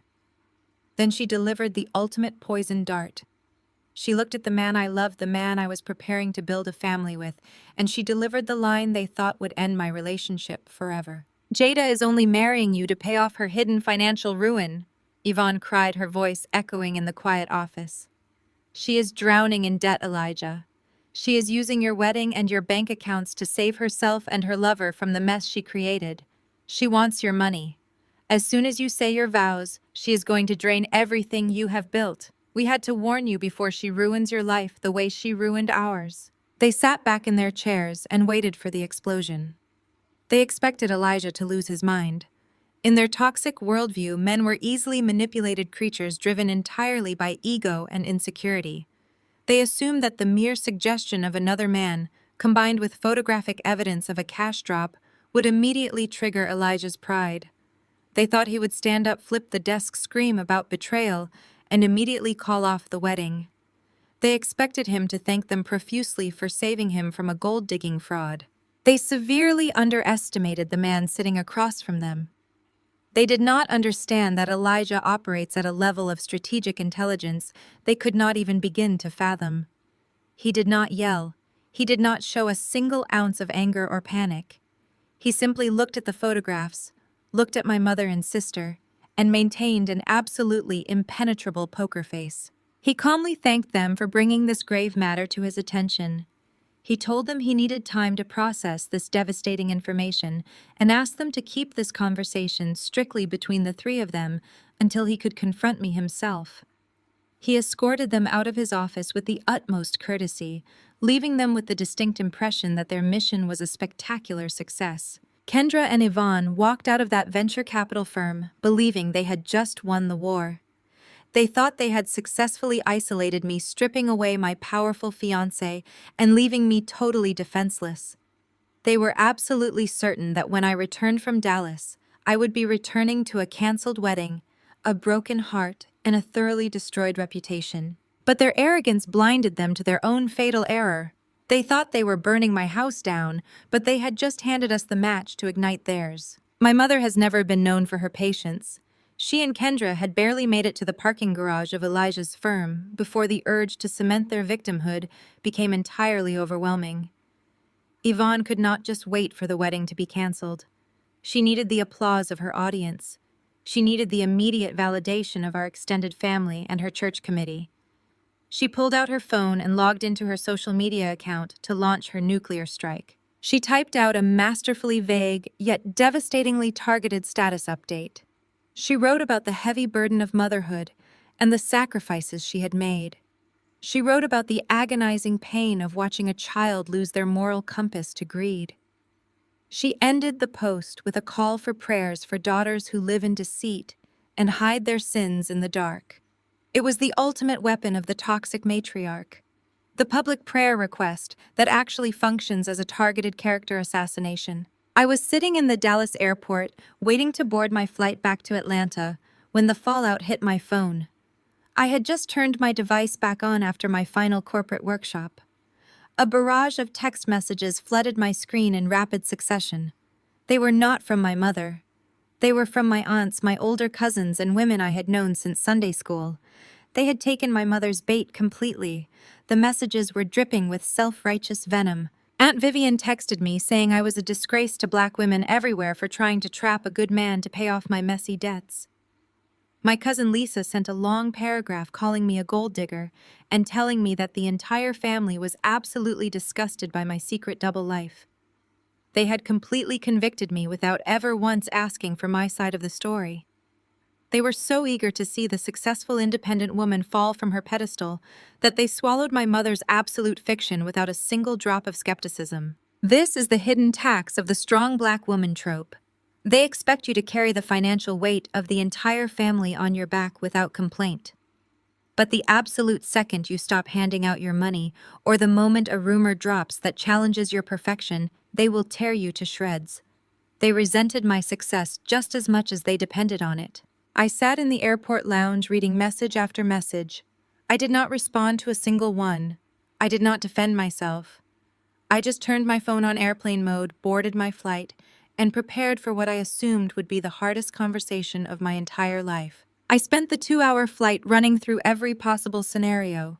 I assumed Elijah would be confused. I assumed he would have questions. I was preparing to sit him down, pull out my encrypted flash drive, and walk him through the entire financial investigation just to prove that I was the one being hunted. I braced myself for a massive fight. I prepared to defend my integrity to the man I loved because I had been conditioned since childhood to believe that I always had to prove my innocence. When I unlocked the front door of our home that evening, the house was perfectly quiet. The lights were dimmed. Soft jazz was playing in the background. Elijah was standing in the kitchen leaning against the marble island. He was not pacing. He was not clutching a glass of whiskey looking betrayed. He looked entirely peaceful. He walked over, took my suitcase from my hand, and kissed my forehead. "Welcome home," he said, his voice completely normal. "You look exhausted. Go sit down. I poured you a glass of wine." I walked into the living room completely disoriented. I sat on the edge of the sofa waiting for the other shoe to drop. Elijah walked in, handed me a glass of red wine, and sat down in the armchair across from me. He took his smartphone out of his pocket and set it on the coffee table. He did not ask me if I was hiding a secret man. He did not ask me if I was drowning in debt. He just tapped the screen and hit play. The voices of my mother and sister filled my living room. I listened in absolute stunned silence as Kendra's fake tears echoed through the phone speaker. I heard her present the photographs of Donovan. I heard my mother accuse me of financial ruin, of using Elijah, of funding a dangerous lover. I heard the entire malicious, coordinated attempt to destroy my future. When the recording ended, Elijah locked his phone and looked at me. His expression was a mixture of deep, unwavering love and cold, calculated focus. "I recorded them the second they walked into my office," he said, taking a sip of his drink. Kendra's hands were shaking too much for someone trying to perform a rescue mission. Your mother overplayed her hand with the tears. "But most importantly, I know the woman I am marrying. I know you run your personal finances tighter than the Federal Reserve. And I know that the man in that grainy photograph is the private investigator you hired because you told me you were hiring one." I stared at him, the tension draining out of my shoulders so fast it made me dizzy.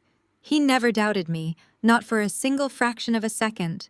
While my own blood relatives were tearing my name to shreds across the internet, while my aunts and cousins were calling me a disgrace, the man I was going to marry simply recognized the threat, recorded the evidence, and waited for me to come home. He leaned forward, resting his elbows on his knees. "They think they won," he continued, a dangerously sharp smile forming on his lips. "They walked out of my firm thinking they successfully broke us. Your mother is likely picking out her outfit for the victory parade. So the question is, how do we want to end this?" I set my wine glass down.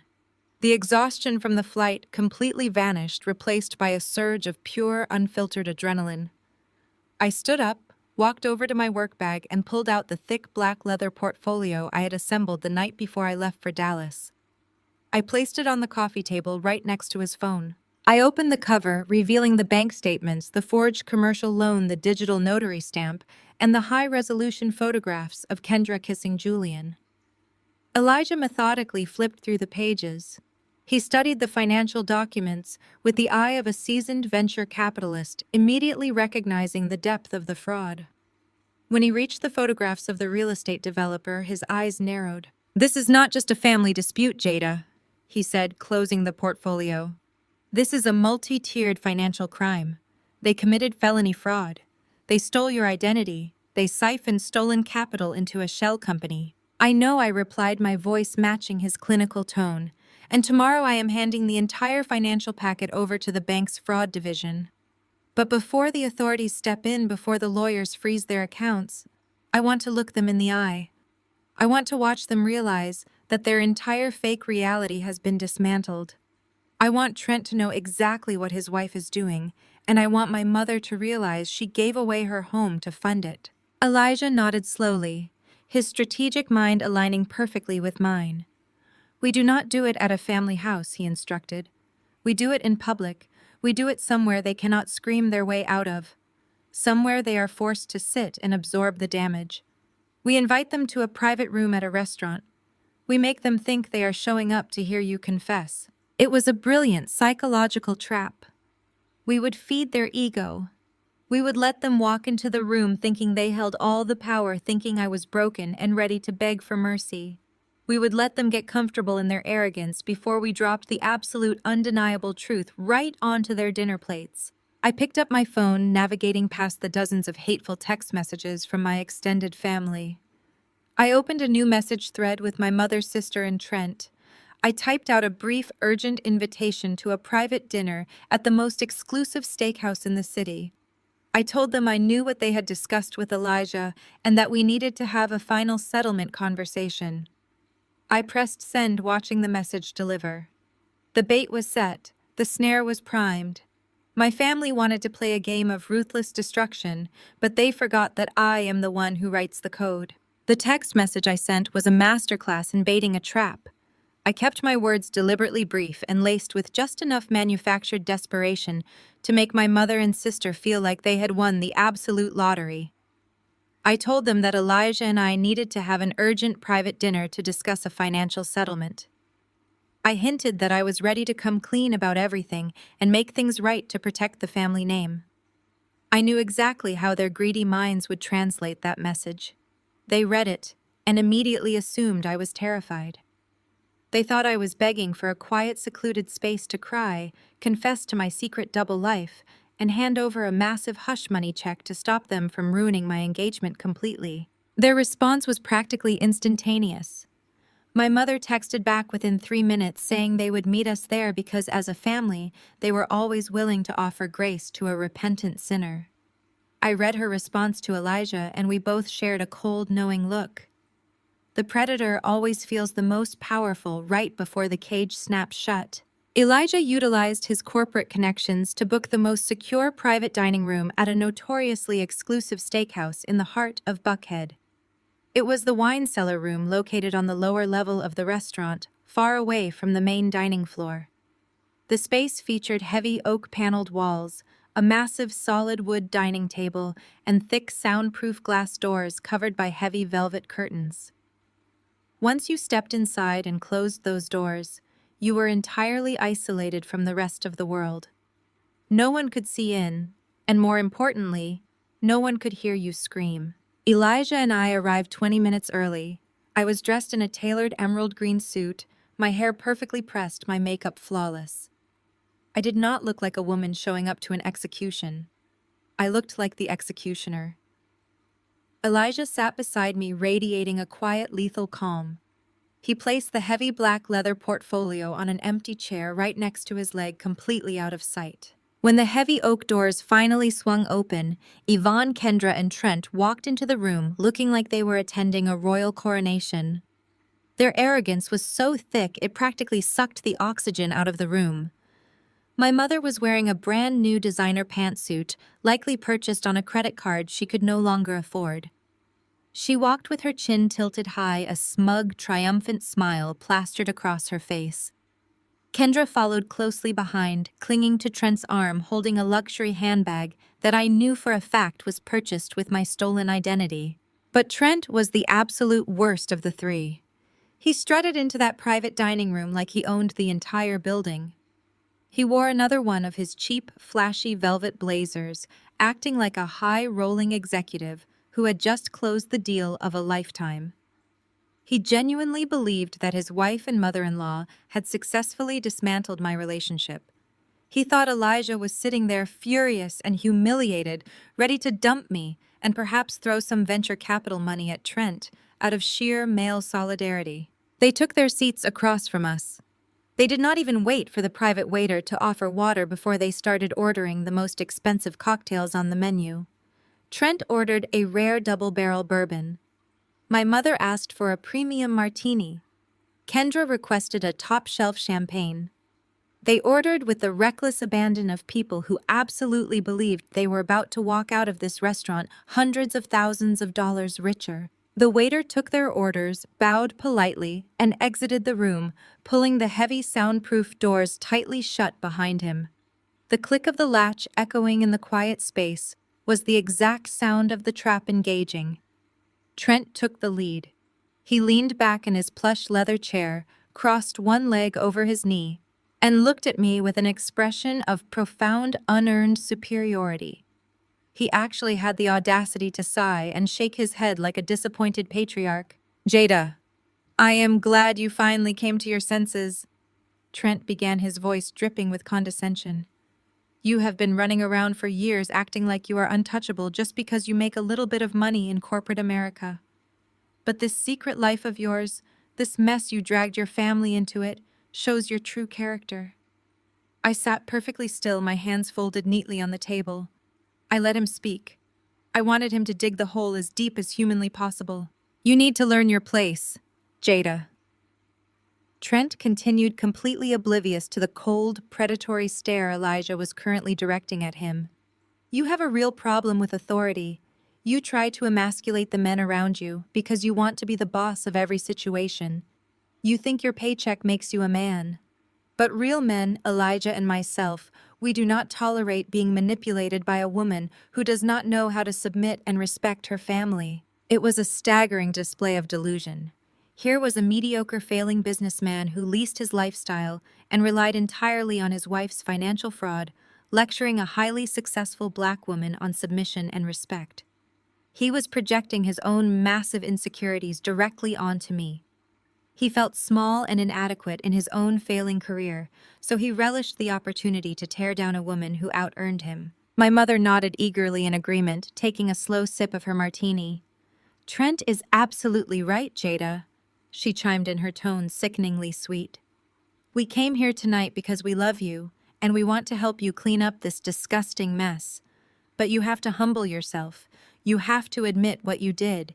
You need to pay off the massive debts you secretly created, and you need to apologize to Elijah for trying to trap him into paying for your mistakes." Kendra leaned forward, resting her elbows on the mahogany table.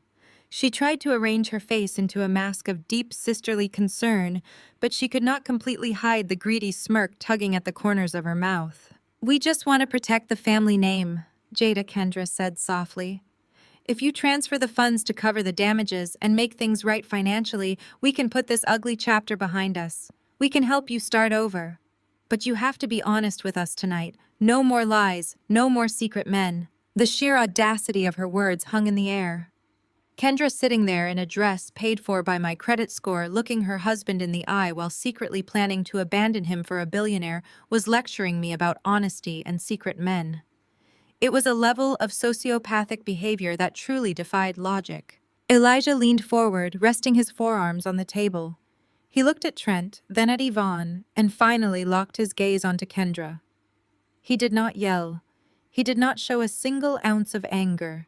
He just offered them a smooth, chilling smile.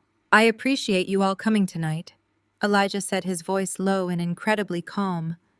"Trent, you make some fascinating points about respect and knowing your place. And Yvonne, you are absolutely right about the importance of uncovering hidden debts and deceit. But Kendra, I think you are the one holding the most crucial piece of this puzzle." They all smiled, believing Elijah was agreeing with them. They thought he was validating their entire smear campaign. They were practically vibrating with anticipation, waiting for me to break down in tears, pull out my checkbook, and surrender my entire life savings to them. They had no idea the ground beneath their feet had already vanished. Kendra practically glowed under Elijah's steady gaze. She completely misinterpreted his words, taking them as the ultimate validation of her entire smear campaign. In her mind, the wealthy, powerful venture capitalist had just aligned himself with her against his own fiancé. She shifted in her plush leather chair, straightening her spine and adjusting the collar of her designer dress. She looked at Trent, who gave her a proud, encouraging nod, and then she turned her full attention back to Elijah. She was ready to deliver the final killing blow to my relationship. She put on a masterful display of manufactured sorrow. She let her shoulders drop slightly, softening her voice into a tone of deep, reluctant tragedy. "Elijah, I want you to know how much it hurts me to sit here and say these things." She began, placing her hand flat against her chest. "I looked up to Jada my whole life. I always thought she was the strong one, the responsible one. But the truth is, she has been wearing a mask. She has been drowning in her own toxic choices, and now she is trying to pull you down with her.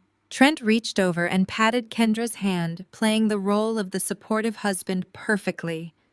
He glared at me with absolute contempt, completely oblivious to the fact that his wife was planning to divorce him the second the offshore wire transfer cleared. Kendra leaned back in her chair, crossing her arms. She looked at me with a mixture of pity and triumph. "I am so sorry, Jada," she whispered, her voice dripping with fake concern. "But I cannot let you ruin this man's life just to save yourself." She turned back to Elijah and delivered her fatal line. "She only wants you for your money, Elijah. She is using this wedding as a financial bailout." My mother could not resist the opportunity to pile on. She had been waiting for this exact moment for 35 years. She finally had an audience to witness my absolute destruction. Yvonne took a slow, deliberate sip of her premium martini, savoring the taste of victory. She set the crystal glass down on the thick linen tablecloth and smirked at me. The smugness radiating from her face was physically revolting. "Do not let her sit there and play the innocent victim," Yvonne chimed in, pointing her manicured finger at me. "If you really want to know who you are marrying, Elijah, do not ask her about the catering bills. Ask her about the man she has been hiding. Ask her about the secret lover she has been funding behind your back while pretending to be the perfect corporate professional." The silence that followed her accusation was heavy and absolute. The trap was now fully loaded, and they had willingly locked themselves inside. They sat there staring at me, waiting for the inevitable emotional breakdown. They fully expected me to crack. They wanted me to slam my hands on the mahogany table, scream in self-defense, cry hot tears of frustration, and beg Elijah to believe me. They wanted a chaotic, angry outburst that would validate every single terrible thing they had just said about me. I did not give them a single word. I did not raise my voice. I did not defend myself. I simply sat back in my chair, crossed my legs, and looked at them with an expression of complete and utter boredom. I let the silence stretch until it became suffocating. My lack of reaction caused a brief flicker of confusion to cross my sister's face. She glanced at my mother, unsure of why the psychological torture was not working. That was when Elijah moved. He did not yell. He did not ask me for an explanation. He did not demand that my family provide more proof of their ridiculous claims. He simply nodded his head slowly, as if acknowledging a profound truth. He reached his right hand inside the breast pocket of his custom-tailored charcoal jacket. His movements were slow, deliberate, and completely devoid of any panic. Trent sat up straighter, expecting Elijah to pull out a checkbook, or perhaps a legal document calling off the wedding. My mother leaned forward, her eyes wide with greedy anticipation. Elijah pulled out a glossy 8x10 color photograph. It was the highest resolution print from the private investigator. The image was crisp, undeniable, and devastatingly clear. He held the photograph face down for a fraction of a second, resting his fingers lightly on the edges of the glossy paper. He looked at my mother briefly, holding her gaze just long enough to let her know she had completely miscalculated her entire existence. Then he turned his head and locked his dark, piercing eyes entirely on Kendra. With a smooth, effortless motion, Elijah slid the photograph face up across the polished mahogany table. The glossy paper made a soft swishing sound as it glided over the wood, stopping exactly 1 inch away from Kendra's fingertips. The heavy crystal chandelier hanging above the dining table cast a bright, illuminating light directly onto the image. Elijah rested his forearms on the table, clasping his hands together. He looked Kendra dead in the eye, his voice dropping to a low, lethal register. "You mean this man?" he asked. The air in the private dining room evaporated instantly. Kendra looked down at the photograph sitting in front of her. I watched the exact millisecond her entire reality shattered. The smug, triumphant glow vanished from her face, completely replaced by a mask of pure, unadulterated terror. The color drained out of her skin so fast, she looked like a ghost. Her breath caught in her throat, producing a sickening, choked, gasping sound. She physically recoiled, pressing her spine hard against the back of her leather chair, as if the photograph on the table was a live grenade. Trent noticed his wife's violent physical reaction. His arrogant smirk faded into genuine confusion. He frowned, leaning over Kendra's shoulder to see what could possibly cause her to lose her breath like that. He squinted at the photograph, trying to process the visual information sitting right under his nose. The shift from smug superiority to absolute devastating destruction was about to hit him with the force of a freight train, and the blast radius was going to take my mother down with them. Trent's eyes locked onto the glossy image sitting face up on the polished wood. It took his brain a few grueling seconds to process the visual information staring right back at him. The photograph was undeniable. It captured Kendra wrapped around Julian in the center of the luxury hotel lobby, her hands gripping the lapels of his custom suit, passionately kissing the billionaire real estate developer. The arrogant, smug expression melted off Trent's face like wax held to a flame. The color completely drained from his cheeks, leaving him looking sickly and hollow. His hand shot out, snatching the glossy paper off the mahogany table. With such frantic force, he nearly knocked over his glass of double-barrel bourbon. "What is this?" Trent choked out, his voice cracking into a pathetic, high-pitched stammer. He stared at the photograph, his eyes darting wildly between the captured image of his wife and the actual woman sitting next to him. Kendra opened her mouth, but no sound came out. She just sat there, trembling violently, looking exactly like a trapped animal caught in the headlights. My mother leaned over, trying to snatch the photo from Trent's shaking hands. "What are you looking at?" she demanded, her voice tight with confusion. "Show me what he just put on the table." That was my cue. I reached down to the floor, picked up the thick, heavy black leather portfolio I had meticulously assembled, and dropped it dead center on the dining table. The heavy thud echoed loudly in the soundproof room. Every single eye snapped to me. "Since we are laying all of our sins on the table tonight," I said, my voice cutting through the air with surgical precision, "let us talk about exactly what my sister has been doing while you two were busy planning my professional execution." I opened the leather cover and flipped directly to the financial audit section. I did not raise my voice. I did not yell or display a single ounce of anger. I spoke with the cold, absolute authority of a federal prosecutor presenting a capital murder case. "Trent," I said, locking my eyes directly on his pale face, "your wife is not just sleeping with Julian, she is using him to finance her exit strategy from your marriage, and she is using my stolen identity to pay for it." Trent stared at me, his mouth hanging open in complete shock. I slid the first document across the table. It was the predatory commercial loan contract. "Take a good look at the bottom line," I instructed him. "Kendra took out a massive high-interest loan 3 months ago. Because your boutique marketing firm is practically bankrupt, she did not have the credit to secure it. So she forged my signature as the primary guarantor. She committed felony identity theft and wire fraud to secure $250,000 in cash." My mother let out a sharp, dismissive scoff, waving her hand in the air. "That is a lie. Kendra would never do that. You are just making this up to distract from your own mess." I turned my gaze to Yvonne. "I am so glad you chimed in, Mother. Because Kendra did not stop at stealing my identity. She needed more capital to buy her way into Julian's world. She needed liquid cash." I flipped the page and slid the Fulton County property tax records and the second mortgage deed directly in front of Yvonne's premium martini glass. "You gave her exactly what she needed," I told my mother, watching her eyes scan the official government document. "You secretly took out a $200,000 second mortgage on your house, the house I paid off for you 4 years ago to save you from foreclosure. You bled the equity completely dry and handed the cash directly to your favorite daughter so she could supposedly save Trent's failing business." Yvonne stared at the deed, her hands beginning to shake. "I did it to help her. She promised she was putting it into Trent's agency. It was an investment." "It was a slaughter," I corrected her coldly. I flipped to the final section of the portfolio, revealing the offshore wire transfers and the Apex Holdings LLC corporate registry. "Trent," I said, pulling his attention back to the center of the table, "did your marketing firm receive $200,000 from your mother-in-law? Did you get a massive cash injection?" Trent shook his head violently, his eyes wide and panicked.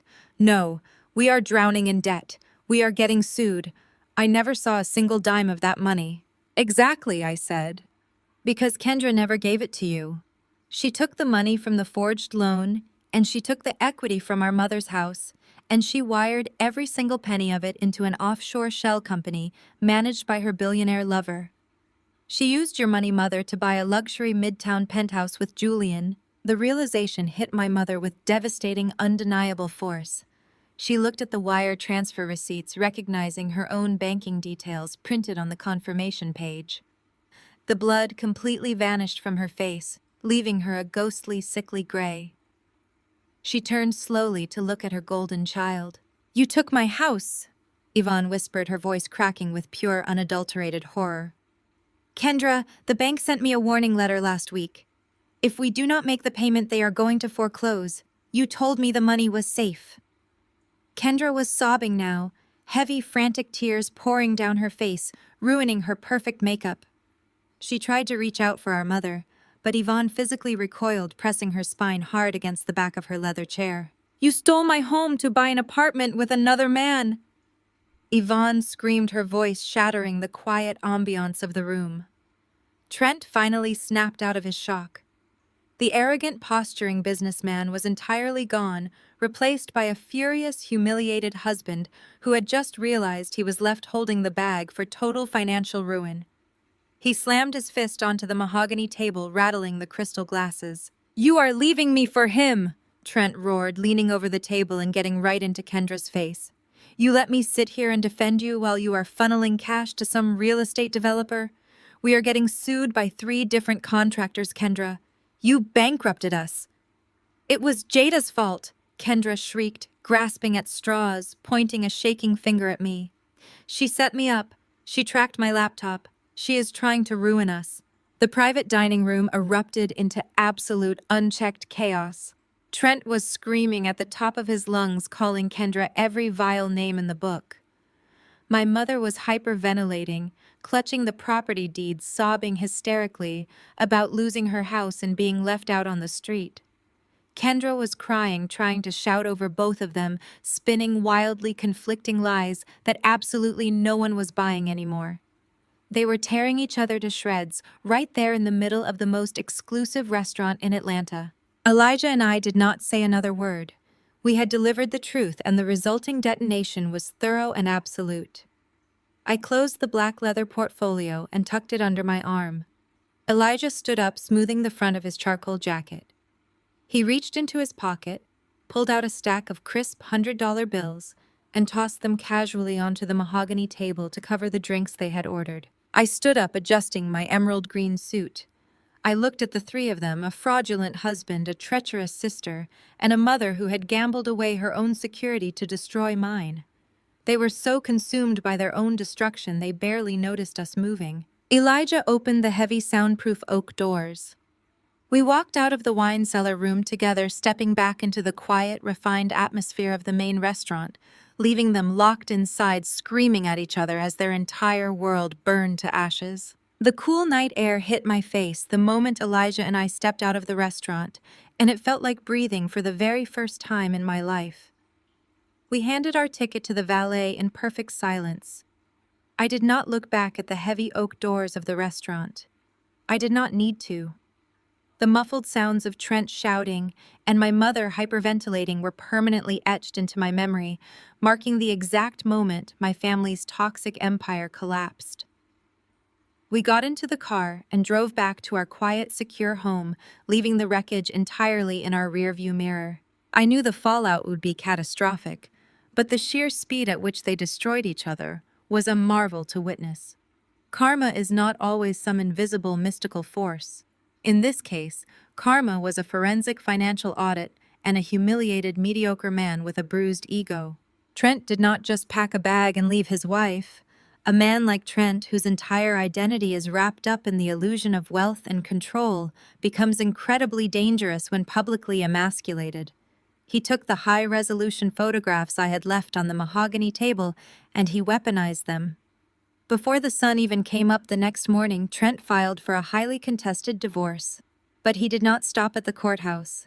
He logged onto every single social media platform he had and went absolutely nuclear. He posted the photographs of Kendra and Julian kissing in the hotel lobby for the entire world to see. He tagged our extended family. He tagged the members of my mother's church committee. He even tagged the local business pages associated with Julian's real estate development firm. Trent wrote a long, scathing public manifesto exposing Kendra's affair and loudly blaming her financial fraud for the collapse of his boutique marketing agency. He completely deflected his own business failures onto her, framing himself as the devoted, hardworking husband who had been ruthlessly conned by a gold-digging wife. The social media explosion was instantaneous and devastating. But while Trent was busy handling the public relations nightmare, I was handling the legal one. First thing Monday morning, I took a personal day from work.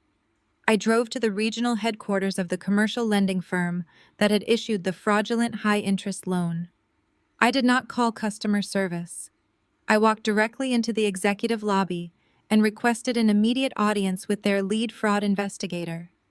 I sat down in a sterile glass-walled conference room and handed over the exact same black leather portfolio I had dropped on the restaurant table. I provided them with the IP login logs, the forged signature analysis, the fake digital notary stamp, and the offshore wire transfer receipts. Financial institutions do not care about family drama or tearful apologies. They care about wire fraud across state lines and stolen capital. The investigator took one look at my immaculate, irrefutable documentation and immediately initiated protocol. They froze every single account connected to Kendra's name. They voided my liability on the loan, completely clearing my pristine credit score of the fraudulent debt.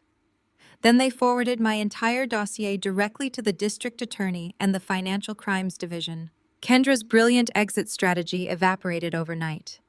The moment the fraud investigation was launched and Trent's social media posts went viral, Julian vanished like a ghost. Billionaire real estate developers who sit on city councils do not stick around for messy public divorces involving federal wire fraud and forged documents. Julian's legal team immediately dissolved the offshore shell company. They locked down the luxury midtown penthouse and scrubbed his name from any association with my sister. Kendra was left with absolutely nothing. No husband, no billionaire lover, no penthouse, and a looming criminal indictment for felony identity theft. But the most poetic justice of all fell squarely onto my mother. Yvonne's entire life was built on the foundation of looking down on others. She had gambled her shelter to fund a delusion, and capitalism is entirely unforgiving. Without the stolen Vander money from my wedding, and with Kendra's accounts completely frozen by the fraud department, there was no cash left to pay the ballooning interest on the second mortgage. The bank notices shifted from polite reminders to aggressive warnings, and finally to a formal eviction mandate. I watched the county property databases from my office computer as the house I had once worked 70-hour weeks to pay off was officially listed for public foreclosure auction. My mother was forced to pack her designer pantsuits, her luxury handbags, and her shattered pride into cardboard boxes. She was evicted from the spacious suburban home with the vaulted ceilings and the granite island where she had plotted my financial ruin. With her credit destroyed by the defaulted mortgage and her savings completely drained, she had zero options left.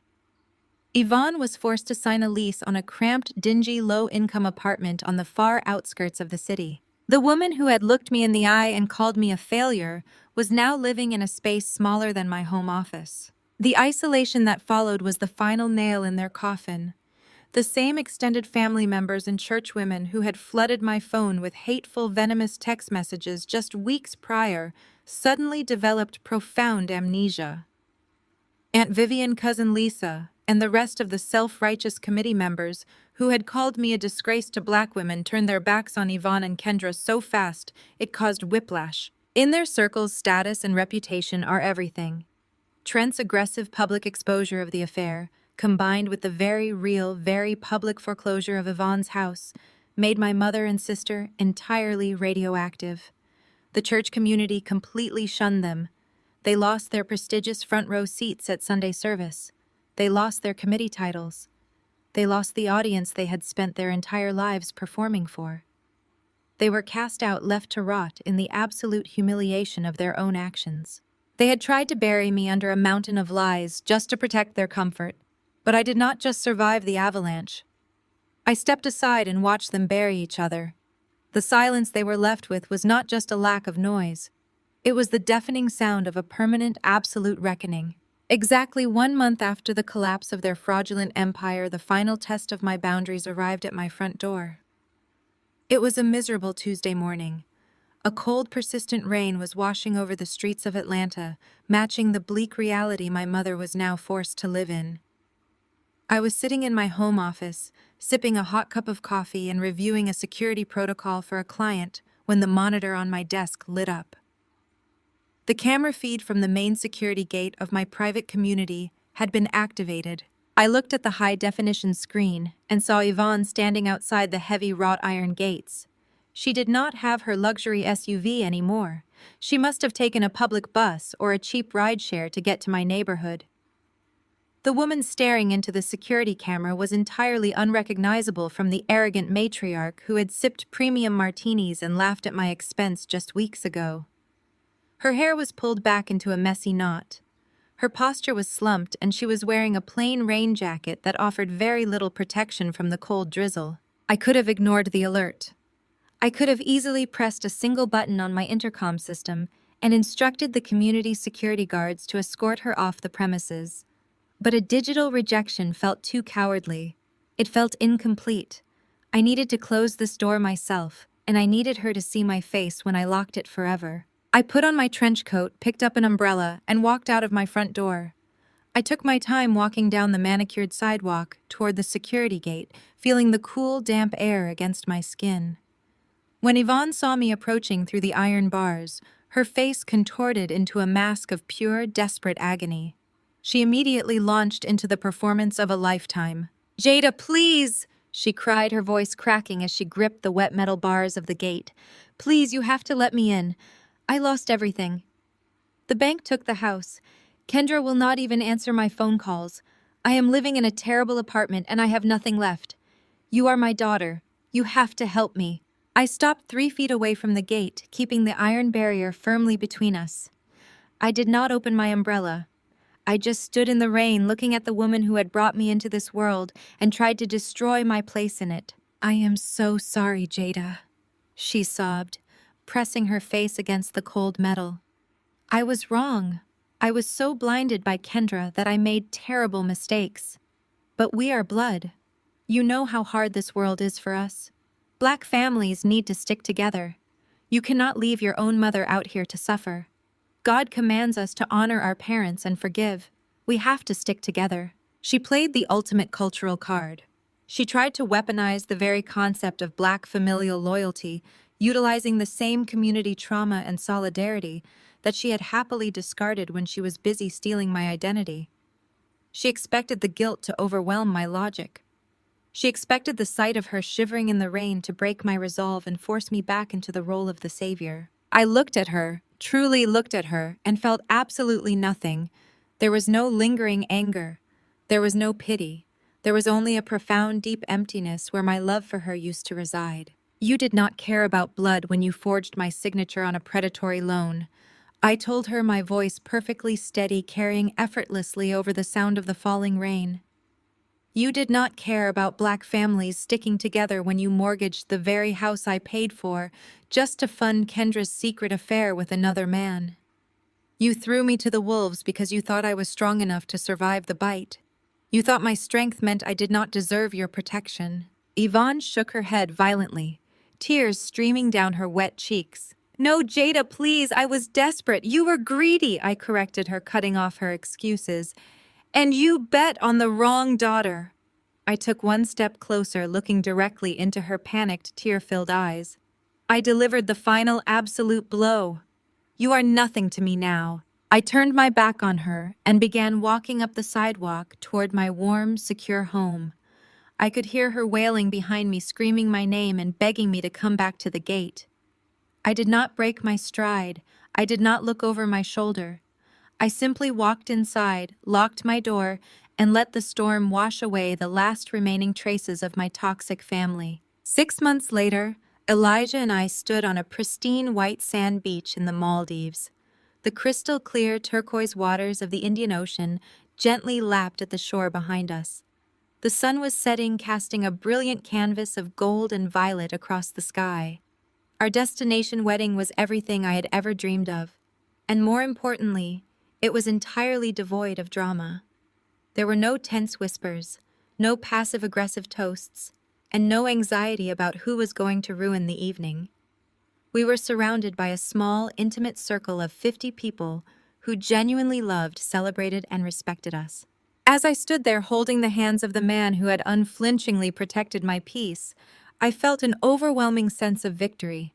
I looked around at our chosen family, and I thought about the journey that had brought me to this beautiful distant shore. Society loves to romanticize the strong Black woman. They praise our endless resilience, our ability to make $1 out of 15 cents, and our limitless capacity to carry the weight of the entire world on our shoulders. But that trope is a beautifully disguised trap. It is a psychological cage designed to make us feel guilty for demanding rest, for demanding respect, and for demanding basic human decency from the people who share our blood. We are constantly praised for our pain, but we are rarely allowed to prioritize our peace. I decided to reject the praise. I decided that true strength is not carrying toxic people on your back until your spine completely snaps under their weight. True strength is looking at the rope that is dragging you underwater, pulling out a knife, and severing it without a single ounce of hesitation. It is having the absolute audacity to save yourself even if it means leaving the people who tried to drown you behind. I chose my peace. I chose my future.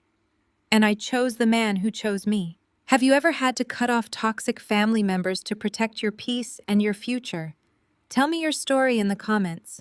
Do not forget to like and subscribe for more stories about claiming your worth. The greatest lesson from this journey is that blood does not entitle anyone to abuse your peace or drain your resources.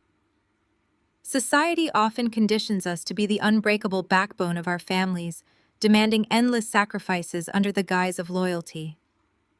But true strength is not allowing toxic people to use your success to fund their deception. It is realizing that setting ironclad boundaries is the ultimate act of self-love. You are not obligated to save those who are actively trying to drown you. Your peace, your future, and your financial security must always come first. Share your story in the comments below, and remember to hit subscribe to join a community of women reclaiming their power.